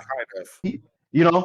But the thing is with everything that's happened in this arc, I don't see an Usopp moment trumping all the things that we have seen in this arc already. At Oh, least not it for anything me. that comes I don't after. think it was ever know- gonna do that, but it could have been like a Dory No, but I'm- Loki moment. But yeah, no, but Yeah, I mean, like, because there were moments though where it's you had gonna a be a chance. moment. No. Yeah, but I mean, it's going to be a moment, but I don't see, it's with everything that we've seen and everything. I feel like, yeah, he'll get his moment, but it's going to be overshadowed because we just got I mean, got the God Valley flashback. The only way arc this was works like, out for Usopp is that if Oda can't give him, let's say, because obviously like the time allocate to various things that Usopp could have gone, like the fact that Usopp wasn't involved in Dory Brogy being able to regain their senses, I think is insane to this day. There was that's a time miss. to do that. But either way, the fact that if you're not gonna have some moment like that for Usopp here, then it has to involve Emu at this point in time, which is crazy. But if you have Usopp involved somehow, some way in the fight against Emu with Luffy versus Emu, like you have that sniper, like snipers provide support situation. Yeah, like when you see in Stampede, and then he supports Luffy in a crazy play, in a crazy way. Then we can talk about him having an outstanding moment on Elbaf, which is okay, cool. Sanji or Zoro would like the Steel Hearts, if he's the one that like points out to them their weakness. I don't know how he's gonna help out both of them because like they're both like in different areas, and Elbaf is massive, so it's like maybe he snipes the hearts out of him or something like that. So like what Usopp sees like 50, 60, 70 miles across the entire country. It's like, oh, I see their Steel Hearts, boys. Like here they are. Like what the fuck? He's not Viola, bro. Why not? What do you mean? I mean, I guess we can do it because we saw him just Rosa, so I guess why not? Fuck it, let's ball. Just not to the same extreme when it comes to like range. He doesn't have to see like 4,000 miles. I'm just saying like fucking 4,000 kilometers in this case. But yeah. He doesn't have to. I mean, at this point, I would be happy with an Usopp support snipe moment, because that's what he is, He did have like a start of a moment, like standing up against Emu, or that was his moment so far. Indeed, that's his moment so far. So he called Anu a coward. So that has to go. Yeah, somewhere. I mean, he started. I agree. I mean, I think already kind of has because Emu's here, but yeah. That's good. I think it should go further. His moment to shine was gaslighting Emu so far. That's basically what it was. I still I'm one of the few people that believed it worked. No, I'm with you too. I agree. Yeah, like I think the issue is that because Usopp is like the weakest character in the crew, but it's like people also expect him to be able to like diff the highest like characters in the story. It's like that's not possible. It's like his role is never going to be that in the story. Even come the end of the story, so you're never going to see him like beat like a top end bad guy. Like you're never going to see him beat an admiral or beat a fucking holy knight that's like going to be like on Shanks level. It's not happening. Yeah, that's what annoyed me in Wano though, because like Nami and Usopp could have taken out Ulti and Page One in an intelligent way, but yes, I agree. Like Big Mom. Yeah, because in straight up power, there's no way that they're competing with those two. Yeah, like I can see what Oda did, but at the same time, it's like you've also shown where both Nami and Usopp have been able to deal with stronger fighters because of their intelligence, because of their schemes and their plots. But he didn't want to take the time to do that, which is very strange. They're great utility fighters. Like yes. I also don't forgive Oda for not giving us Apu versus Brook in Wano. Brook deserved a fight in that arc. Yes, man. Oh, I wanted to see that fight, bro. So did I, man. It was like it was served up on a silver platter, just waiting. Listen, we didn't need to waste more time in Wano. Real quick, so no, Joshua. It wasn't long enough. Real quick, Joshua $2 said, "If we have time, we can see." I don't know what you mean exactly. I forgot what you talked about exactly. Isaac, Montreal $2, you said this: observation plus armor plus conquest equals critical mass. The problem is observation. I don't know how you incorporate that into it. I have a take where I feel like maybe that hockey can be melded with Conqueror's hockey to discern who's friendly or who's not friendly. That's what Drobo's hockey was kind of like. It knew what to target. Like, it knew how to target the other, like, the people that were against the Mets, it knew how to target them, like the Elders and so on. But it wasn't hostile towards the Giants and Luffy and company. Because there was some... Or those who were neutral, like Kizaru, for example. Right. I suppose so, yeah.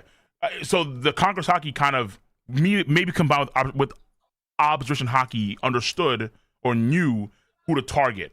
And maybe that's like karmic in a way. Yeah. Kind of like using Fujitori's like quote unquote soul observation, where he sees like the color of people. Yeah, he emotions, sees emotions, like that's possible. Yes. Emotional states. I think it's more so like a telepathic attack, or it could be like something that's like concussive, like disorients. Okay, so that'd be like so that's like akin to what we see with the Voice of All Things. Remember when Luffy talks to Momonosuke and so on, and then you have Law's crew, they hear that shit underwater. Like if you can have that be an attack, I'm cool with that shit. But like I don't know if it would be a mental attack. Fuck it. Is it possible? I mean, unlikely, but I'm down for that without question. Like mental attacks, like psionic waves and shit. But I mean, like, that's a tall task. I feel like the only character that we could maybe, though it's in the reverse sense. I think the Ambition killing, that's like more of a conqueror's move where like you just can't see the future of someone because they're hockey. So you can't focus your hockey because you're disorientated. But yeah, something like that. Yeah, and again, it might depend on the opponent. Like against someone who's of similar caliber, it might not work completely. All right, so my man over here, Shadow, dropped $20 real quick. He says, one, you can try to ignore Emu's health and stamina, but how come you ain't fair and say Emu is about two Yonko top tiers back to back with what you say Luffy full power and become stronger and fight beat Emu? Fuck, dude. He's not fighting them 2v1. He's 1-on-1 and then another 1-on-1. Yeah, it's 1-on-1. Yeah. He's gonna lose. Also, is he gonna win? Yeah, like is Emu going to win that fight against one? Two, Loki. If you want to believe this, because that's what they said before in the arc, Loki should be injured to the point where his stamina is also wane as well. According to what he is guaranteed injured. Like according to what Gert said. Yeah, but his power output should also be maxed. Yeah, but his stamina game is not gonna be as long as like Luffy's, obviously. If people want to make the argument for Emu being nerfed, Loki's nerfed too. I swear to God, if Luffy runs out of energy, I know, right? After you know that he food, better not after having a taking 5-star meal in the back. Taking an entire point of the arc if he runs out of stamina. No, I'm thinking. He's been like starving down all this food for a minute now, so he's been around a stamina. I agree with you. No, because I remember has he been eating now whilst in present a lot. time? What? 8? I have no idea, to be honest. But I think that he started eating food before like Killingham summoned Zaza. So it's like you better be like ready. He started eating food before Emu pulled up. Like he was eating. Yeah, it was after the whole thing with Gumu. Yeah. It was half frozen, then they burned the food, but he's eating the food. So it's time to get ready. He's been eating for a hot minute. Yeah, and then also too, when it comes to like Emu versus Loki and Ragnar, like that fight in terms of full power, like Luffy, and then saying the he's fighting against two Yonkos, Shadow. I don't think that this is me personally. I don't think that Loki's on that Big Mom Kaido level yet. Maybe he is, but I don't think he's there yet. Not on the level of the original 4. I would say he's more like like I still have Kaido over Luffy to this day.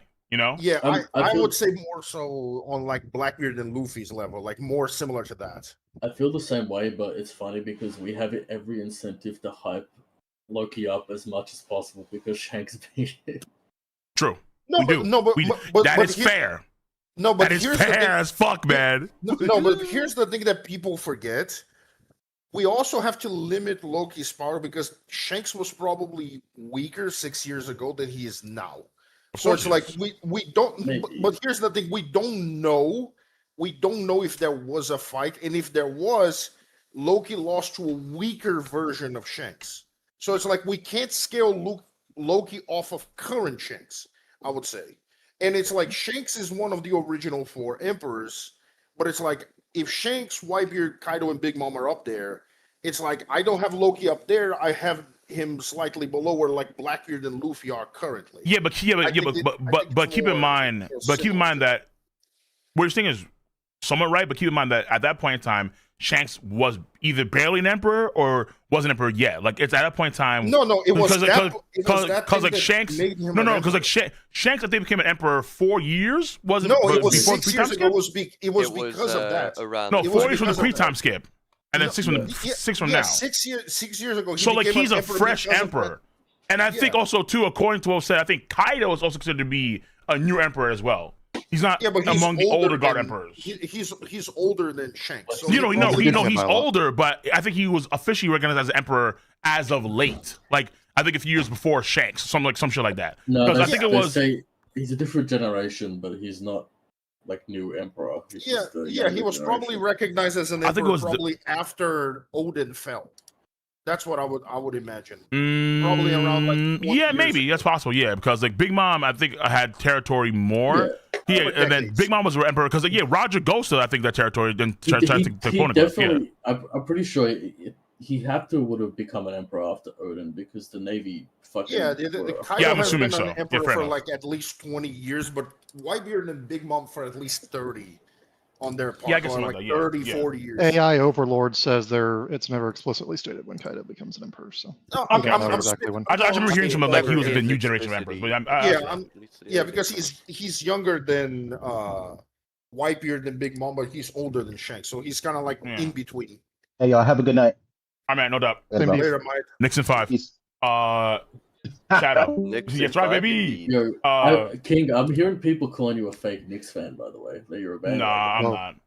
I mean, people will say that, but it's like because people just don't understand that if you weren't a Knicks fan, you wouldn't understand what was going on back in like the mid to like late 2010s with James Dolan and the owner of the Knicks team, and how how abysmal the Knicks were in terms of organization. It's something that was very hard to stomach as a Knicks fan, and so what I decided to do is I decided to pull away as a fan for like quite a bit of time because I was just disgusted with the organization. I just couldn't stomach that shit. So I pulled away quite a bit.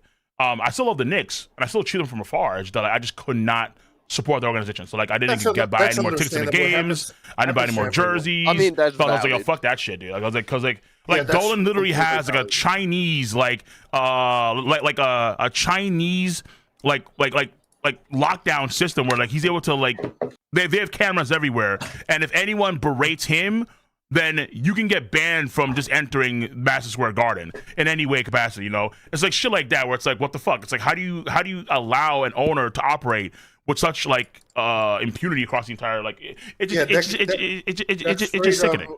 That's straight up like dictatorial. Yeah, like essentially. Yes, thank you.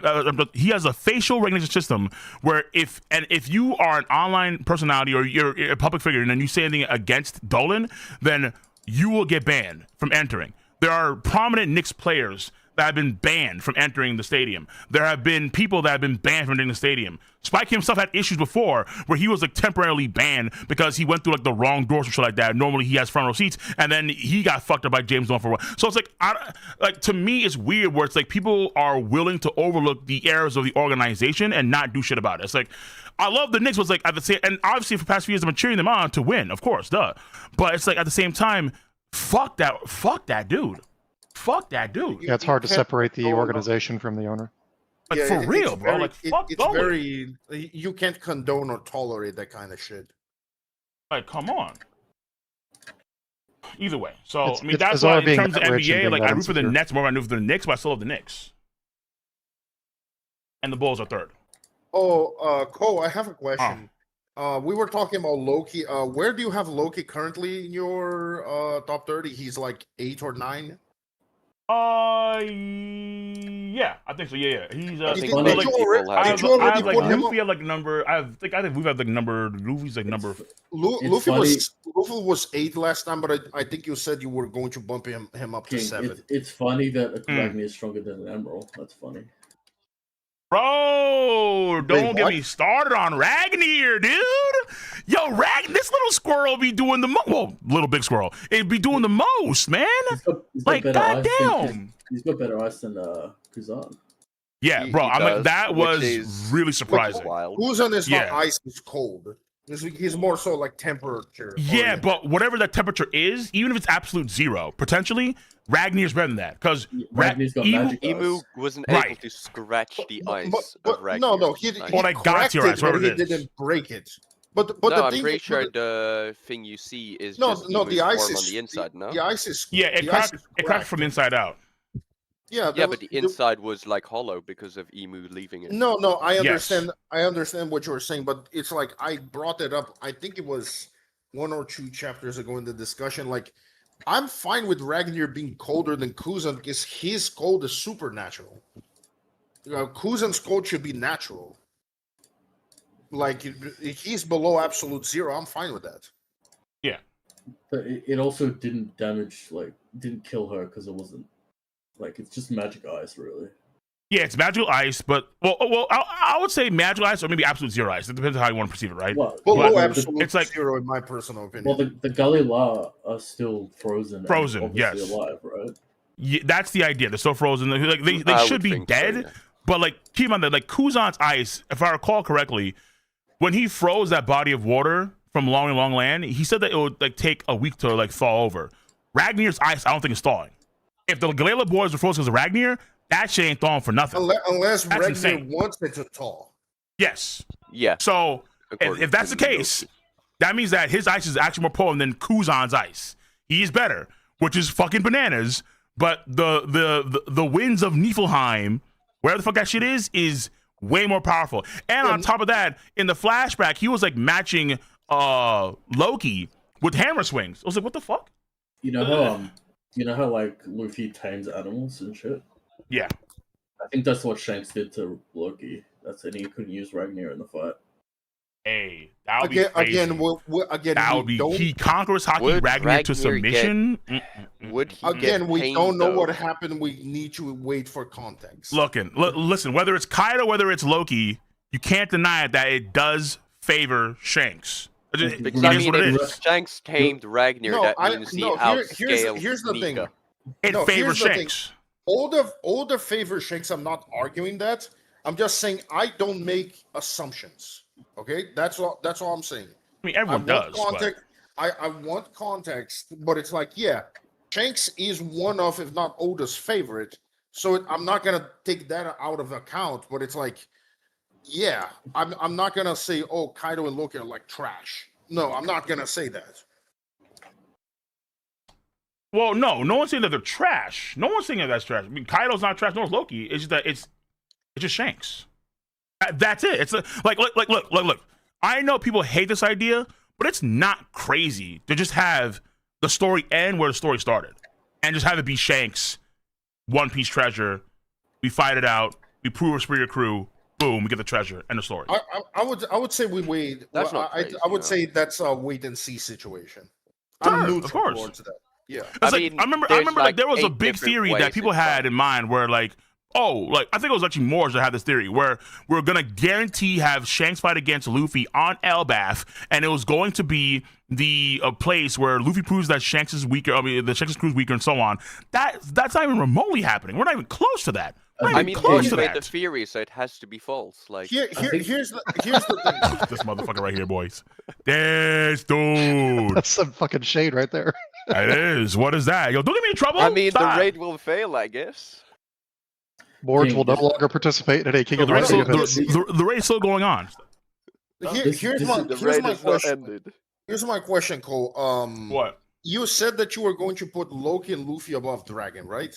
At the end of the arc, or have Yeah. you already done that? Not yet. I'm pretty sure he said Dragon was gonna like drop out of like the top. No, 10. I Yeah. said Okay. that. So like, the reason why is because normally in shonen tropes, the dad figure is always ahead of the son until there is something that happens between the two, and then once that's resolved, then the son gets wrapped with dad. But you can King. argue that in this case here, the dad is really Shanks one, and then two.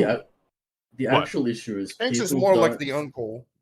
people who don't rate Shanks don't understand the like narrative idea of the hat returning.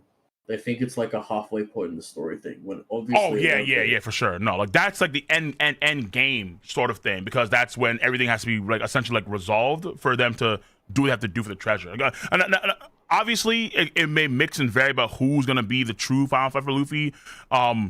Blackbeard, Shanks, Emu, again, Serpent, and so on. But it's like that's not a midway point in the story. That's not possible. It makes narrative sense that he would fight Shanks for the One Piece because he Exactly. said, you will be better than us." when he said It's he was either gonna it's fight either an all out fight or it's a Davy bag.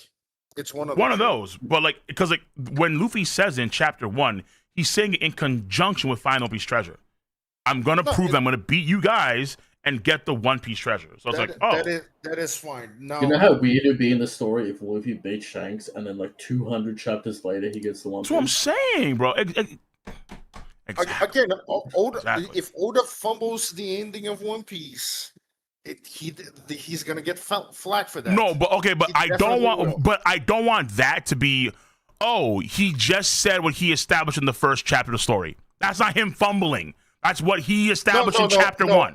No, I'm not saying that, Cole. I'm saying if he doesn't do that in some way, shape, or form, that's what I'm saying.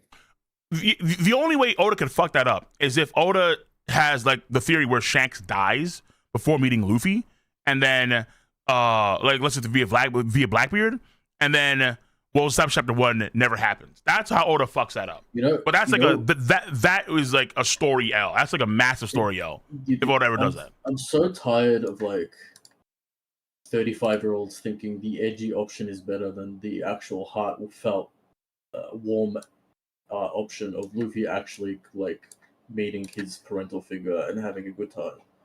Like, I agree though. Why is edgy dark shit considered higher level intelligence?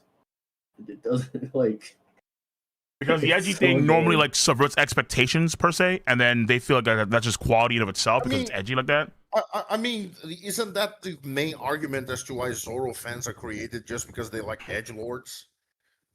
I mean, Oda knew what he was doing there. Oda even says that he needed a character like Zoro in the story to make it popular. Because like you need like a more like edgier, cool, badass character in order to capture a lot of the younger male audience. Duh. If you want someone like that to be like a main character, just go read or like watch Kagurabachi.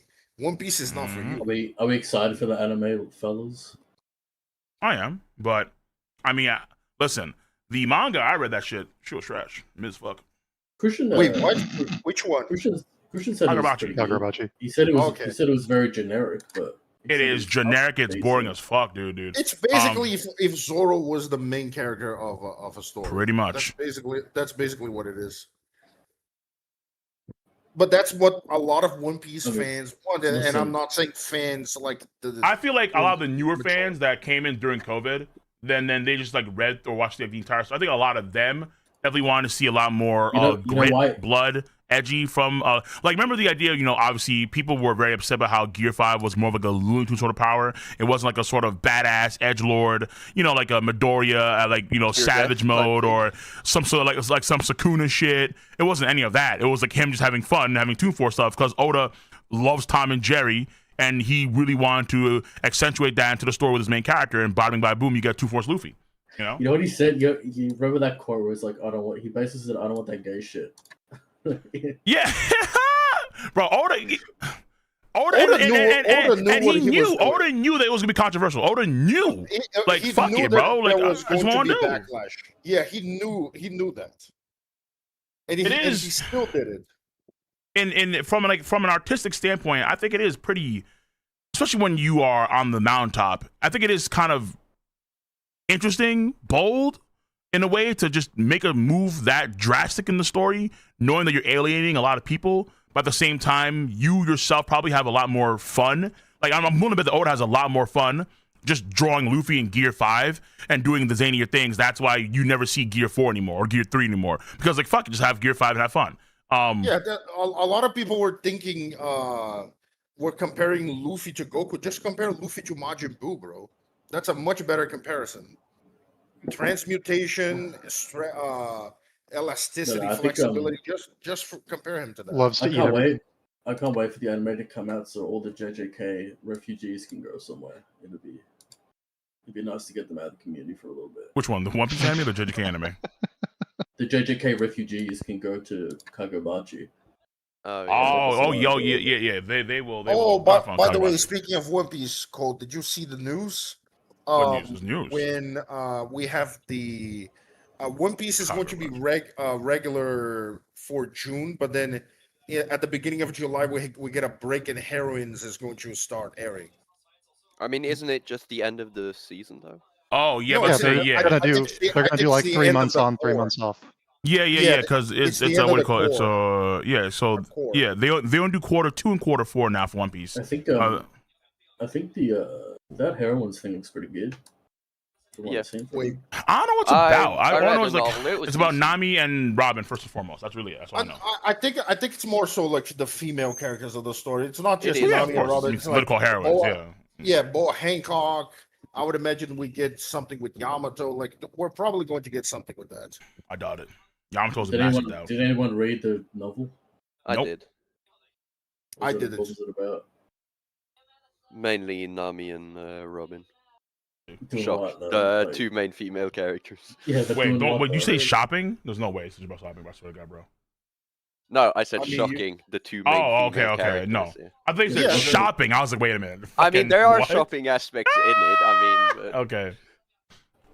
I mean, Nami loves shopping, so Or just Well, have yeah, it be but, like, holidays. She loves money in The general. plot line, the villains, the characters, so on and so forth. Yeah, you know. Yeah, Yeah, if plus you life want to thing is- watch something about eh, shopping, there's just not go. really villains. It's more a slice of life thing. Yeah. Oh Yeah, shit. Yeah. Yeah, it's more like it. I would imagine it would be like My Dress Up Darling or some shit like that. Fuck, Why you dude, what? I mean, Have you watched that? Like, yeah. Wait, what? what is that about? Models of Darling is essentially just a slice of life series about a girl that cosplays as characters, and then she has a friend who's going to be her boyfriend, obviously, who knows how to make a lot of designs. So it's kind of like Yeah, I Let's talk about haven't that. watched it. I haven't watched it, but I know what it is about. Them just making a point of comparison. Hey, Yeah, King, I yeah. saw your Ocarina of Time reaction the other day. bro, that I don't want to buy a Where's Switch the- 2, bro. You but better I buy may it have soon, man. That price is going up in September. What? Because I just bought a PS5 Pro. I don't want to buy a Switch 2. Why'd you do that? Massive price hikes. Massive price hikes. Why'd are you get a coming for pro? PS5. Why'd you get a pro though? Because I'm probably not gonna get a PS6 when it comes out on release, unless I just get one because I have those contacts. I'm probably gonna get PS6 off rip when it comes out. So I'm gonna get PS5 Pro, and Yeah, you also gotta I've been having an get a issue Switch with like too, a lot. or- Oh, sorry, Well, no. I'm just saying because I play a lot of Sony games and I'm trying to play more games in general, and I want to have better graphic fidelity, and the price is hiking. I'm like, you know what? Let me just get PS5 Pro. You can finally play Breath of the Wild at 60 FPS on Switch 2. Oh my is god! I want deductible to play for Ocarina you. of Time, and that's really. I mean, I know there's one From Software game, so if I get a Switch 2, I'll probably play that game. Breath of the Wild. I mean, I said I'd play that game like years ago, and I lied because I was like, fuck that shit. Nah, dirty liar. Nah. Yeah, I'm definitely dirty liar, bro. Are you But I ex- mean, are you like, excited for Wolverine? Because I'm not really looking. I think it's gonna be good, but I think the game I'm looking forward to the most right now in the future is Phantom Blade. I really want Phantom Blade like bad. Now Crimson Desert I said I played too. I've been lying on that as well. I've been kind of stuck on like just playing Marvel Rivals. Honestly, King of Lightning has said many things over the years. I have. Indeed, I've said he many has. things. I've said many, Will you I'm a play man of GTA many 6 things. is the question. You might have even said all of the things. True.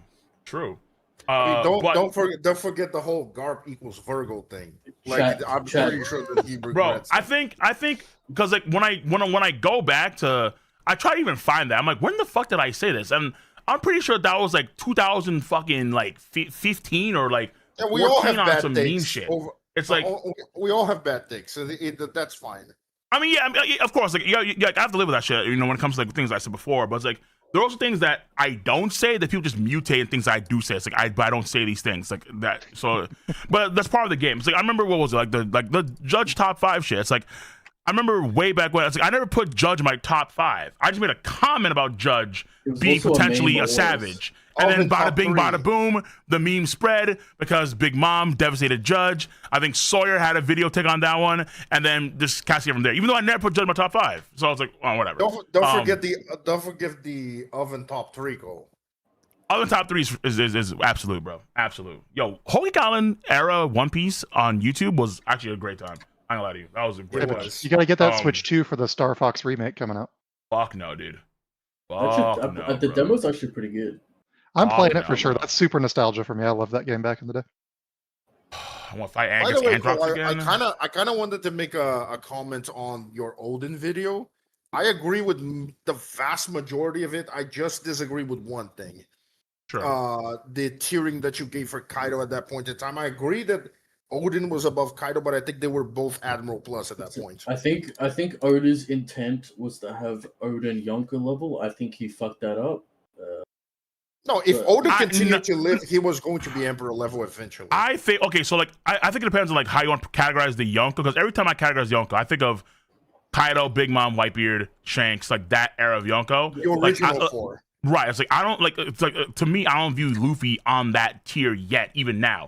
And that's why, like, for me, it's kind of like, oh, okay, so when I see Kaido in the Odin flashback, and Odin, I view Odin and like that same tier as Mihawk, essentially, where like he'd be emperor, quote unquote, but not in the same emperor status as guys like Kaido or Big Mom. I have the emperors on the same tier, just have Luffy and Blackbeard lower in that tier. That's the difference that I make. My issue is that he spent 1,000 years hyping this man up. Everyone talks about Odin the GOAT, the Odin, the legendary man, and then his actions are mixed, so then people assume he's not top tier at the end. I mean, his performance in battle says otherwise. Right.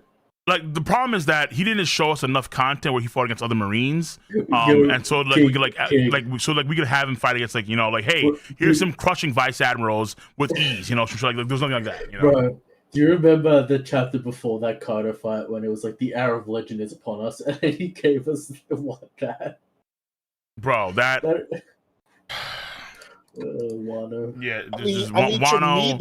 To me, the Hour of Legends. Well, so it wound up being like the time when he got boiled after the fight was over. Like, okay, fine. When he's holding his whole fucking crew, like with his like on that sheet. Okay, that was studly as hell. Don't get me wrong, but it was like the fight itself, the chapter itself was like, yo, what the fuck is happening? Like, just slow it down, Oda.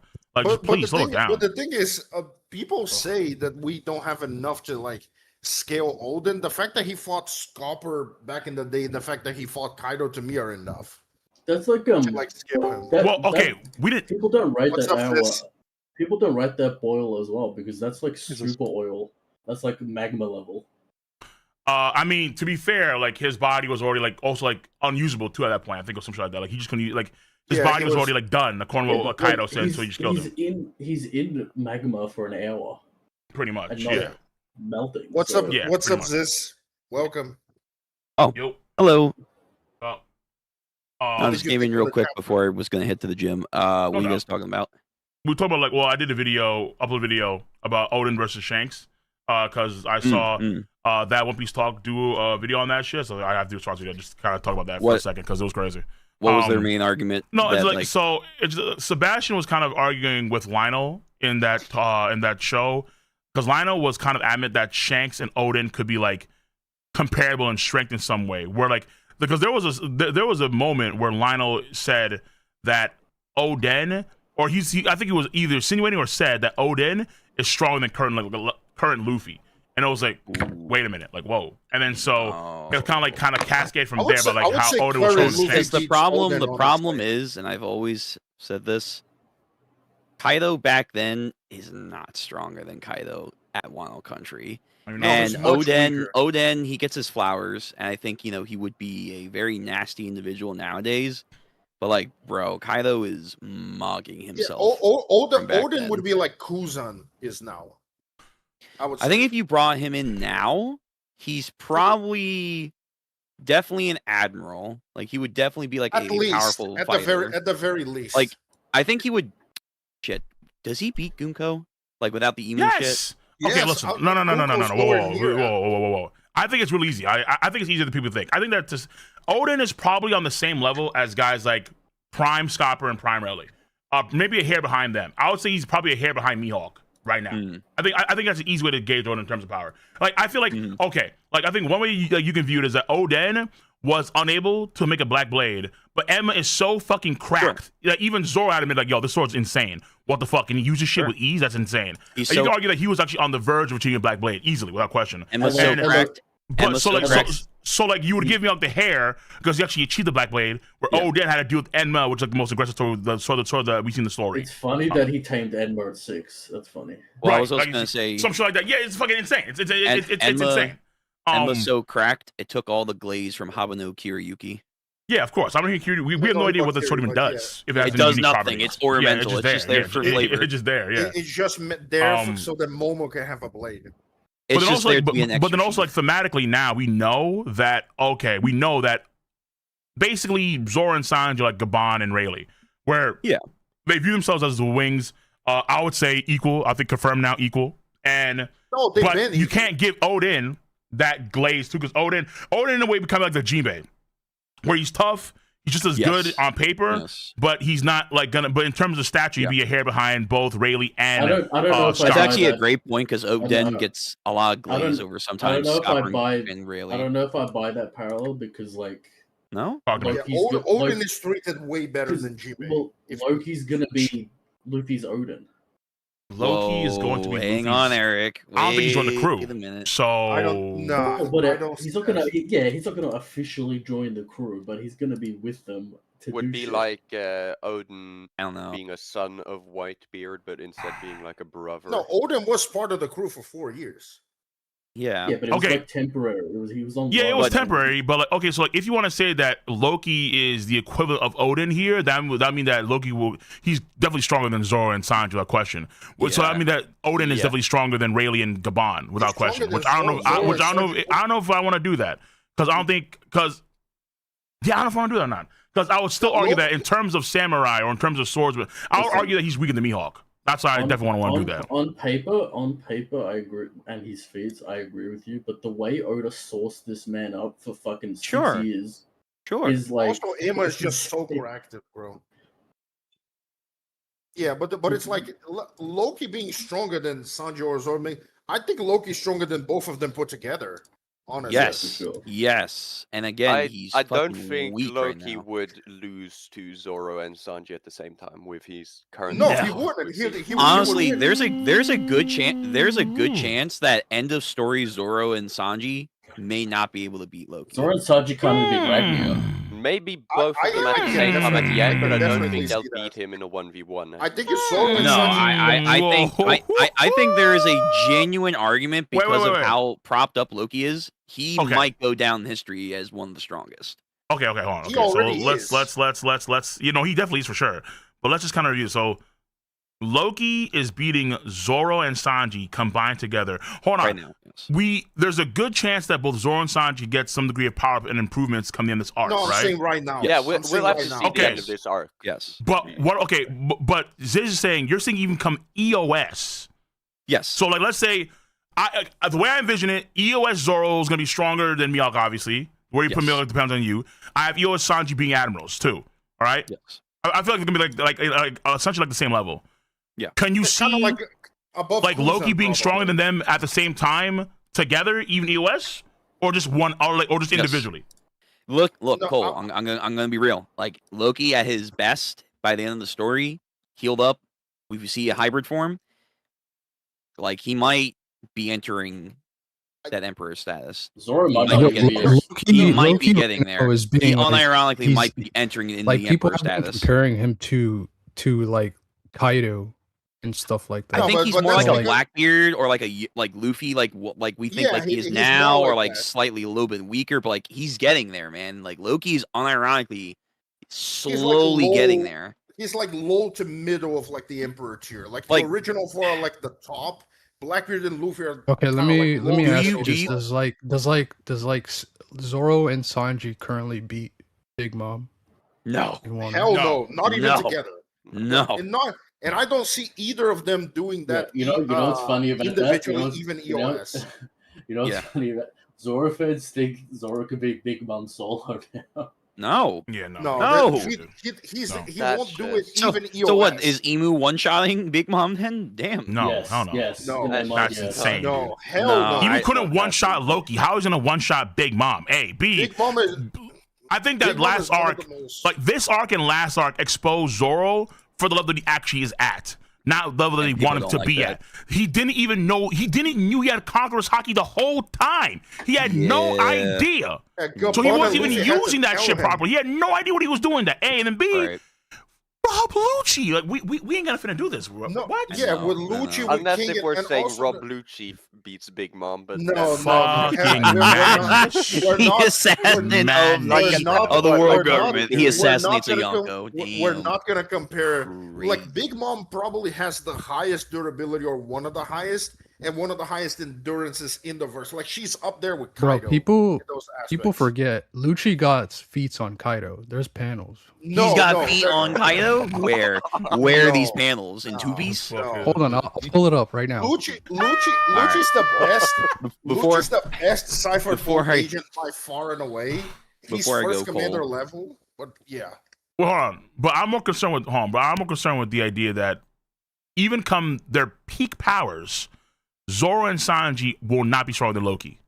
Together they will be. Man, I Individually, don't. they might not be. You might honestly need, like, if there ever is unironically a two-piece, you might need a pull shift from two-piece for Zoro and Sanji. I mean, Zoro is the Rayleigh analog, so wherever we would scale Prime Rayleigh is where we'll have to scale EOS Zoro, or maybe I would assume he'd be stronger than Prime Rayleigh because the shots should be stronger overall than Roger Pirates. But it's more so thinking Rayleigh compared to Roger, and I mean, if you want to see where I mean, Zoro okay. would be- Do we Go do ahead. we think Loki's going to be stronger than Harold, if not already? Which Yes. again, Yes. I know this. I All right, so then mean, he already already is. All right. that's a fair fucking point. Wait, hold Plus, on. hold on. Herald is comparable to Rocks. Yep. And they're some definitely sense. stronger than Prime Rayleigh and Prime. That's actually That's what I was a gonna fair say. point. That's what I was going to fair say. Like, point. do you think That's a fair Rayleigh and point. Gabon could take Harold? I don't think so. That's a fair point. That's a But- fair point. but Now, even if you Zoro want, is stronger. wait, if you want to argue that Prime Rayleigh and Prime Gabon together at the same time, could they beat Herald? I'd probably say yeah, but it's gonna be a tough Potentially, fight. yes. Yeah, potentially yeah. Maybe. But as individuals, no, Individually, because no. Herald gets Hell so no. much glaze. Yeah. That's a fair fucking point. Yeah, because Good job, I have Zeus. been Good job. saying. Thank you. I mean, I've been saying this I admit, that's for a fair. while. Loki That's called is power scaling right there. Emperor-esque, isn't he? All right, I got to head out in a second, but I just wanted Yeah. to like theorize about the guy there in the panel. First of all, Shirio's father, that's most fucking likely. crazy that Mars had to pull up in the fucking West Blue for this shit. I know. Yeah. I think he's probably controlled by Emu because that's how the Dominator works. That's what I but, said. But so I know there's a lot of people talking about like who is Big Man over there. I think the obvious ones are like it could be Shuri's actual dad, which I know you don't like the cucking Yeah. stuff right there. Yeah. Because of that, would go And into a Oda whole doesn't like showing that Yeah. directly. yeah. Not I sure like if them. Shirio's actual dad.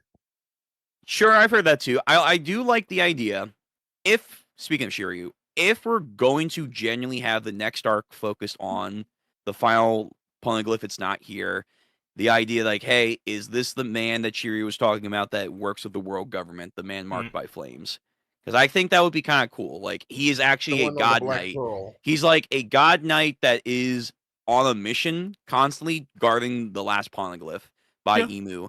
And if he is Shiri's dad, this also then props up like, hey, why is Shiri not aging? Maybe because this guy also doesn't age too, to some extent, because he has a current mission to watch the poneglyph.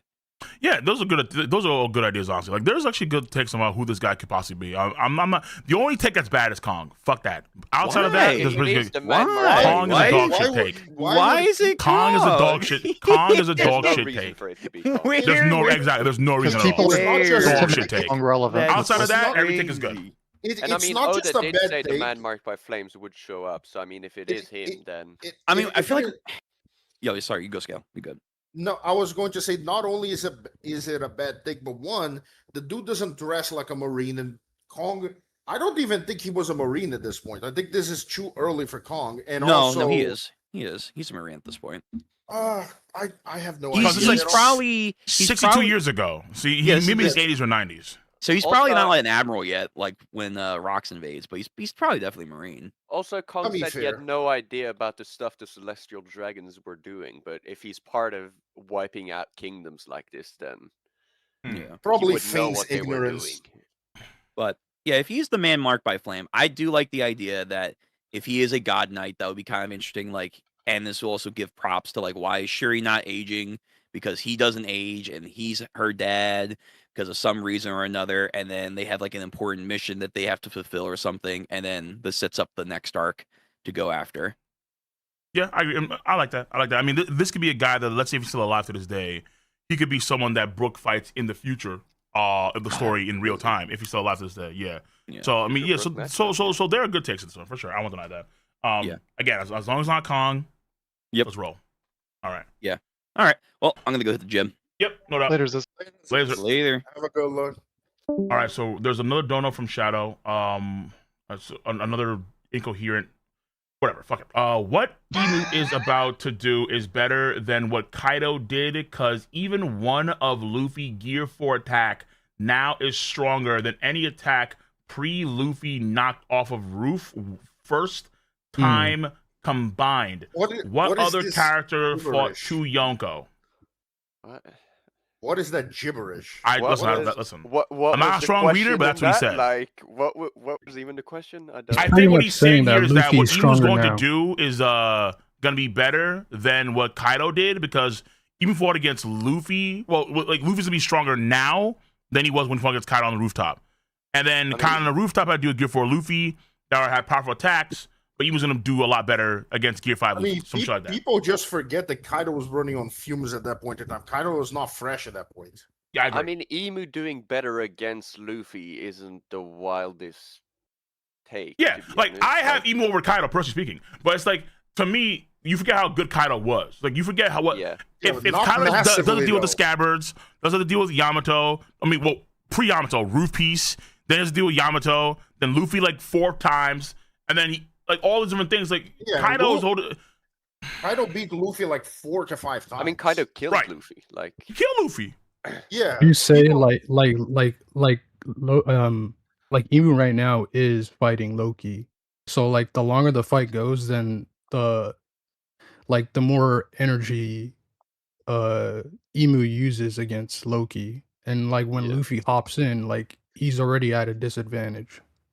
Like I'm not the reason why I do that to figure out a way to cram what I see less money. Oh, I'm not mad at people having Emu over Kaido, but it's like I don't think it's a massive difference. Yeah, so that's the thing. It's like I think that, at least per speaking, I think Emu being in that high category makes a lot of sense. Shadow, and Shadow just saying that essentially in chat that he doesn't want to spend too much money, which I understand why. But the idea though is that when you think about what is going on in the new world.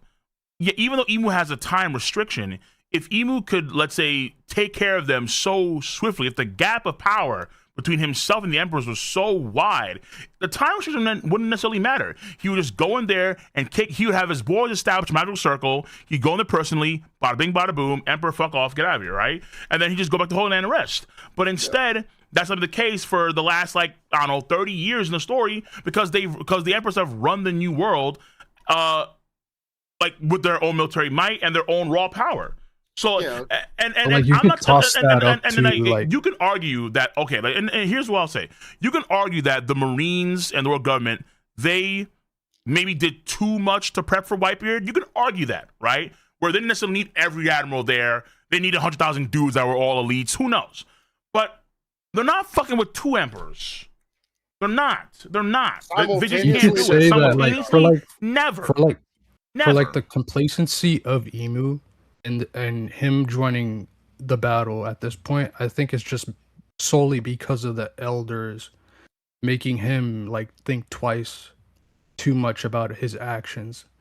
And here he's just okay, I haven't been the elders are just essentially they're the way that they're talking to him just shackles him in a way. So him stepping here just makes him experience it reminds him that he could do whatever he wants. Yeah. Instead of needing to listen to the elders. So I think for a long time, I think honestly that his inactivity just is a consequence of just listening to what the elders have said.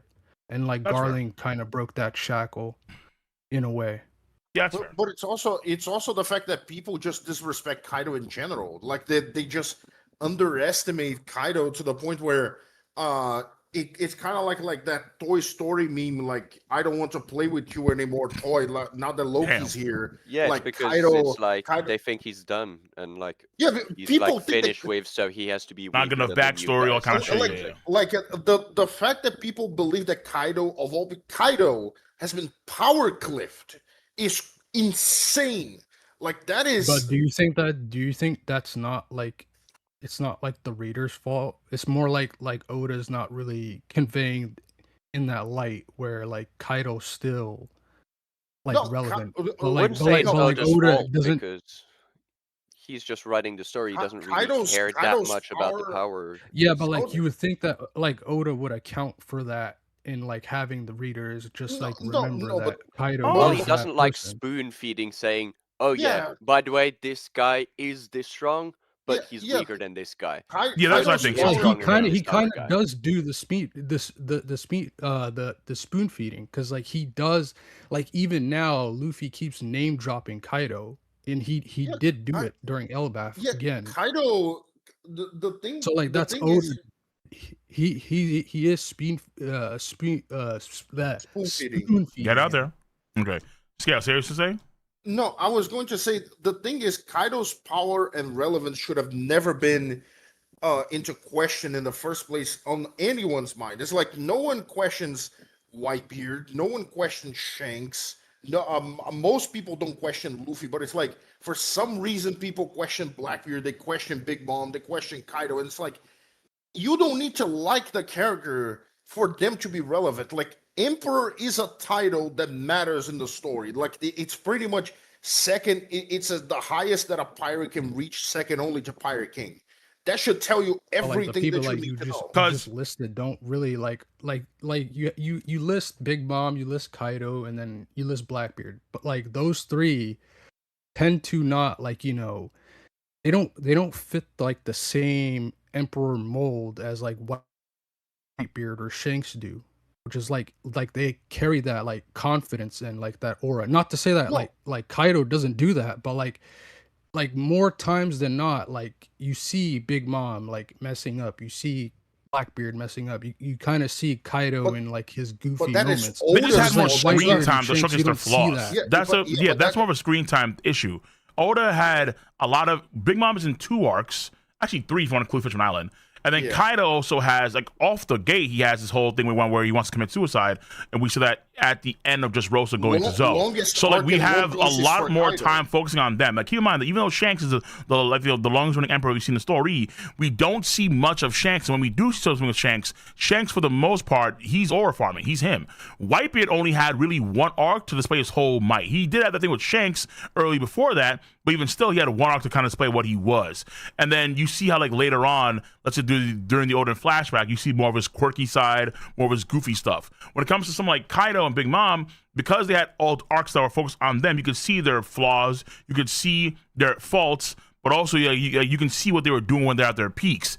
And I think the issue ultimately too is that because they're taken out during the last saga as the primary villains of that saga, people feel like when we move forward in the story, it's automatically going to be stronger opponents. So whoever we see on Egged Island is going to be automatically stronger than Kai Big Mom. But that's not because they believe that it's going to be like a very linear story, like in Dragon Ball Z. But it's not in terms of power creep. It's definitely not. That's where the 5 Elder Kaidos came from. Like yeah. But it's like everyone knows if you have 5 Kaidos there, you're kind of cooked. Like you're not gonna if you hello. Have 2 Kaidos, anyone is cooked. If you have 2, my point is, I think Oda has done he has done the linear stuff for like a while. Like I think he just only recently kind of like slowed that down. Well, if not like stopped it up. He didn't start off linear because Mihawk was dropped in East Blue, and that's not. I mean, that's just jump. Well, like the main villain was like, but the main villain, the arc was weaker than the main villain of Arlong Park, you know. And that is linear. Though I will argue that there was a change in the plan with NL. I feel like NL was stronger than Rob Lucci and those boys. But Luffy could just he lost to Tiger. I would say at least relative. Right, exactly, yeah. Like I would say, like the linearity, like it still was like relevant where Luffy like gets defeated by Aokiji, but like at the in Long Ring Longland, like at the end. Like Kuzen's an admiral, that's understandable. Yeah, but like that's like an example where it goes linearly, and then like as like before like pre-time skip happens, like Luffy gets like into like he encounters multiple like no. Okay, no. I think we're saying it the wrong way because we're talking about it from the point of view of the villains. The main character himself is where we need to focus on.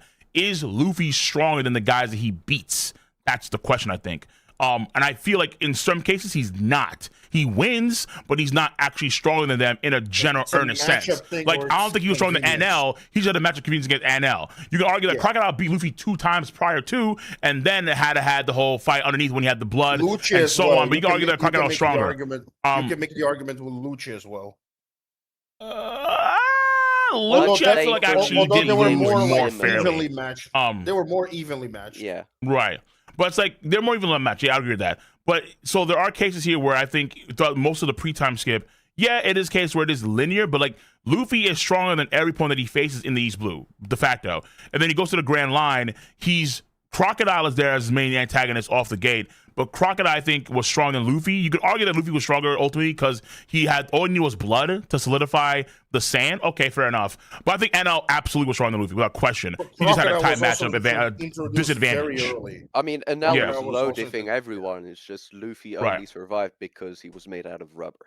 Somehow had a good point too. Like Katakuri. Like Katakuri was a close matchup with Luffy, but Katakuri, I think, ultimately just gave up the fight because he could still fight, but he chose not to fight. That's why I think so Luffy, in a sense, I would argue, is still weaker than Katakuri come the end of Whole Cake Island. But with Kaido, it's very apparent as well. Where like Luffy, he does get taken out by, or what is it? Guernica, the CP agent, he does hold back Luffy, so Kaido gets that free shot on Luffy, and that does stop Luffy's heartbeat. But then it gives him a buff, ultimately speaking. So in terms of the amount of damage, it vastly favors Kaido over Luffy. Shit, Luffy actually took a break. He ate a whole fuck ton of food after the long crew found him. Kaido had no breaks. He had no break. He just kept on trudging. Like, it was very apparent that people. Right. So it's like Kaido, I mean, shit, I think even at that point in time too, Oda said that he was trying to figure out a way for Luffy to beat Kaido because he didn't have a way of him beating him yet. The Madara situation. It was the Madara situation all over again. Kaido was too strong to be beaten by conventional means. So that's the issue there, per se. It's like, I can understand why people kind of get confused because they think of they think of the power creep as like the further you go, definitively the main character is going to be stronger than the guys he beats. But I think that's not the case with Luffy. Luffy beats guys that he's definitely weaker than, but because of X, Y, and Z reason, he can beat them. I think that's folks have to remember. Absolutely. Right? Yeah, my whole point was that Kaido, Big Mom, and Blackbeard are like true blue emperors, the same way that Whitebeard, Shanks, and Luffy are. Like they're not like Buggy. Like they're not frauds. That was my whole point. Like they have the power. Yeah, Buggy's a fraud. Yeah, Buggy's a bitch. But every other emperor is the real deal. Yeah, so like that's Luffy. Yeah, that's what I'm saying. Like Luffy, in terms of power, he's not there yet. Like that's why I think, to me, when I see Luffy on Agate Island, it's very telling to me because on Agate Island, when he's at full power and he has a full stomach, Kizaru's kind of like giving up the fight per se, but Kizaru can't tangle the full power of Luffy. Neither can when he's fighting against elders. But even still, it's like when you think about what they had to go through, the opponents, the villains, and then see what Kaido had to go through. Kaido had to go through so much more compared to what they had to go through. He took way more damage than I would argue. He took more damage overall than Luffy did during the entirety of one of the. Yeah, he took that's the thing. Like people say constantly, like, oh, how studly like Whitebeard is. Like Big Mom and Kaido each took several times the amount of damage that Whitebeard took in Marine. Yeah, that's the thing too. Yeah, I mean, Whitebeard wasn't of the same ilk in terms of how his powers work compared to Kaido and Big Mom. They're more like tanks, where Whitebeard just could take mad damage, but Kaido and Big Mom were just way more endurance and durability based. They just dodge everything or just kill. Yeah. But the point is, just want to work on you. What's up? But the point is, Big Mom and Whitebeard was an endurance monster. No one questions that. But his durability wasn't like anything to write home about. Big Mom and Kaido are monsters on both. They're monsters on durability and endurance. That makes a difference. I agree with that. Yeah. All right. So I need to do a Patreon stream in a minute. So I'm going to call this short. Or I'm call right here, I guess. Yeah, I have to watch another World Cup. It is all right. I got a match. I watched Knicks game. Yeah, I got the Knicks game there tonight too. Knicks in 5. Yeah, Knicks in 5. He gave us 2.5 hours. Goal. It's pretty good. Yeah. So, but again, the plan is that I did start later than I wanted to, but the plan is to kind of just do it around this point in time, and just kind of give you guys. Obviously, in the future, we'll have more time. Like next week, we'll have more time to talk about these kind of things, and then we'll kind of try and make it more consistent like that. So around like 2:30 or 3, we'll have like a few hours to talk about various things. You're getting back to One Punch Man next week. Yeah. So actually, I did a video on Punch Man. It's gonna come out hopefully at the beginning of next week or sometime next week. But I want to start reading through the chapters again from Punch Man because I know behind by quite a bit, but I'm getting back. Don't worry about that. All right. Yep. So, but I know that. But for today, I knew that we just had to focus on the One Piece chapter. That's for sure. What's up? For like the One Punch Man chapters, yeah, like, there might be like a. I don't remember if like the Kubari changed the chapter order, but like there's like a. Yeah, there's like this weird situation where like I can't remember if like they didn't fix like the order of releases for the chapter. I don't know if they did fix it, but like if they didn't, there was like a specific order that you're supposed to read it in. Oh, okay. Huh. That's interesting. All right, fair enough. I mean, yeah, so I'll see what the issue is. A lot of times the other sites because like if I go to, let's say, Weeb Central, they kind of organize it themselves. So a lot of times I'm cool with that. But I don't think they have it updated, though. You don't have updated? Like, Weeb Central doesn't... Yeah, Weeb Central, like, when I read the... like, the Ninja arc was, like, misplaced when they had it on their website. Like, the section of that arc. Yeah, because they probably had... Because that was 2 redraws that Murata did. He did the first version, then the version 2, then the version 3. So it is kind of hard to sort it out when you have 3 versions of that. I mean, honestly, like sometimes he does is great. So. Okay, so I will for sure roll through that. I'll ask Ziz. I'll just see like what order we need to get things done in for those chapters when I start reading through them, and we'll work it out. No problem. All right. Oh. Okay. Yeah, I hear you. Oh yeah. So either way, we're back again next week for this kind of stuff. We'll roll through the chapters like we normally do for the streams, and then we can talk about every chapter. Next week is a break, you know that, right? Yes, but I will have One Punch Man chapter to talk about too, because I'm gonna read One Punch Man, and maybe other series too, webtoons, that kind of stuff. Up to you guys. All right. All right, man. Later. Peace out. Later. Cole. All right. Good times. All right, so I'm gonna end the stream. Again, expect more topics and discussions like this in this format where we talk, let's say, every Saturday afternoon. Talk about various things throughout the week, various chapters. I think it's a fun format to do things in this way. And now it's about consistency and how and how long we'll do them. All right, Resident Evil. No. Resident Evil not tonight. Maybe tomorrow night or maybe on Monday we'll do Resident Evil, but not today because I'm gonna go and do a Patreon stream, and then I need to watch Game 5 of the Knicks versus the San Antonio Spurs. All right. Everyone, take care. Stay safe. Peace out. Until next time for this on next week. Our next one. This right here. This is what people would say Lucha could do if they were a Zoro fan. Just to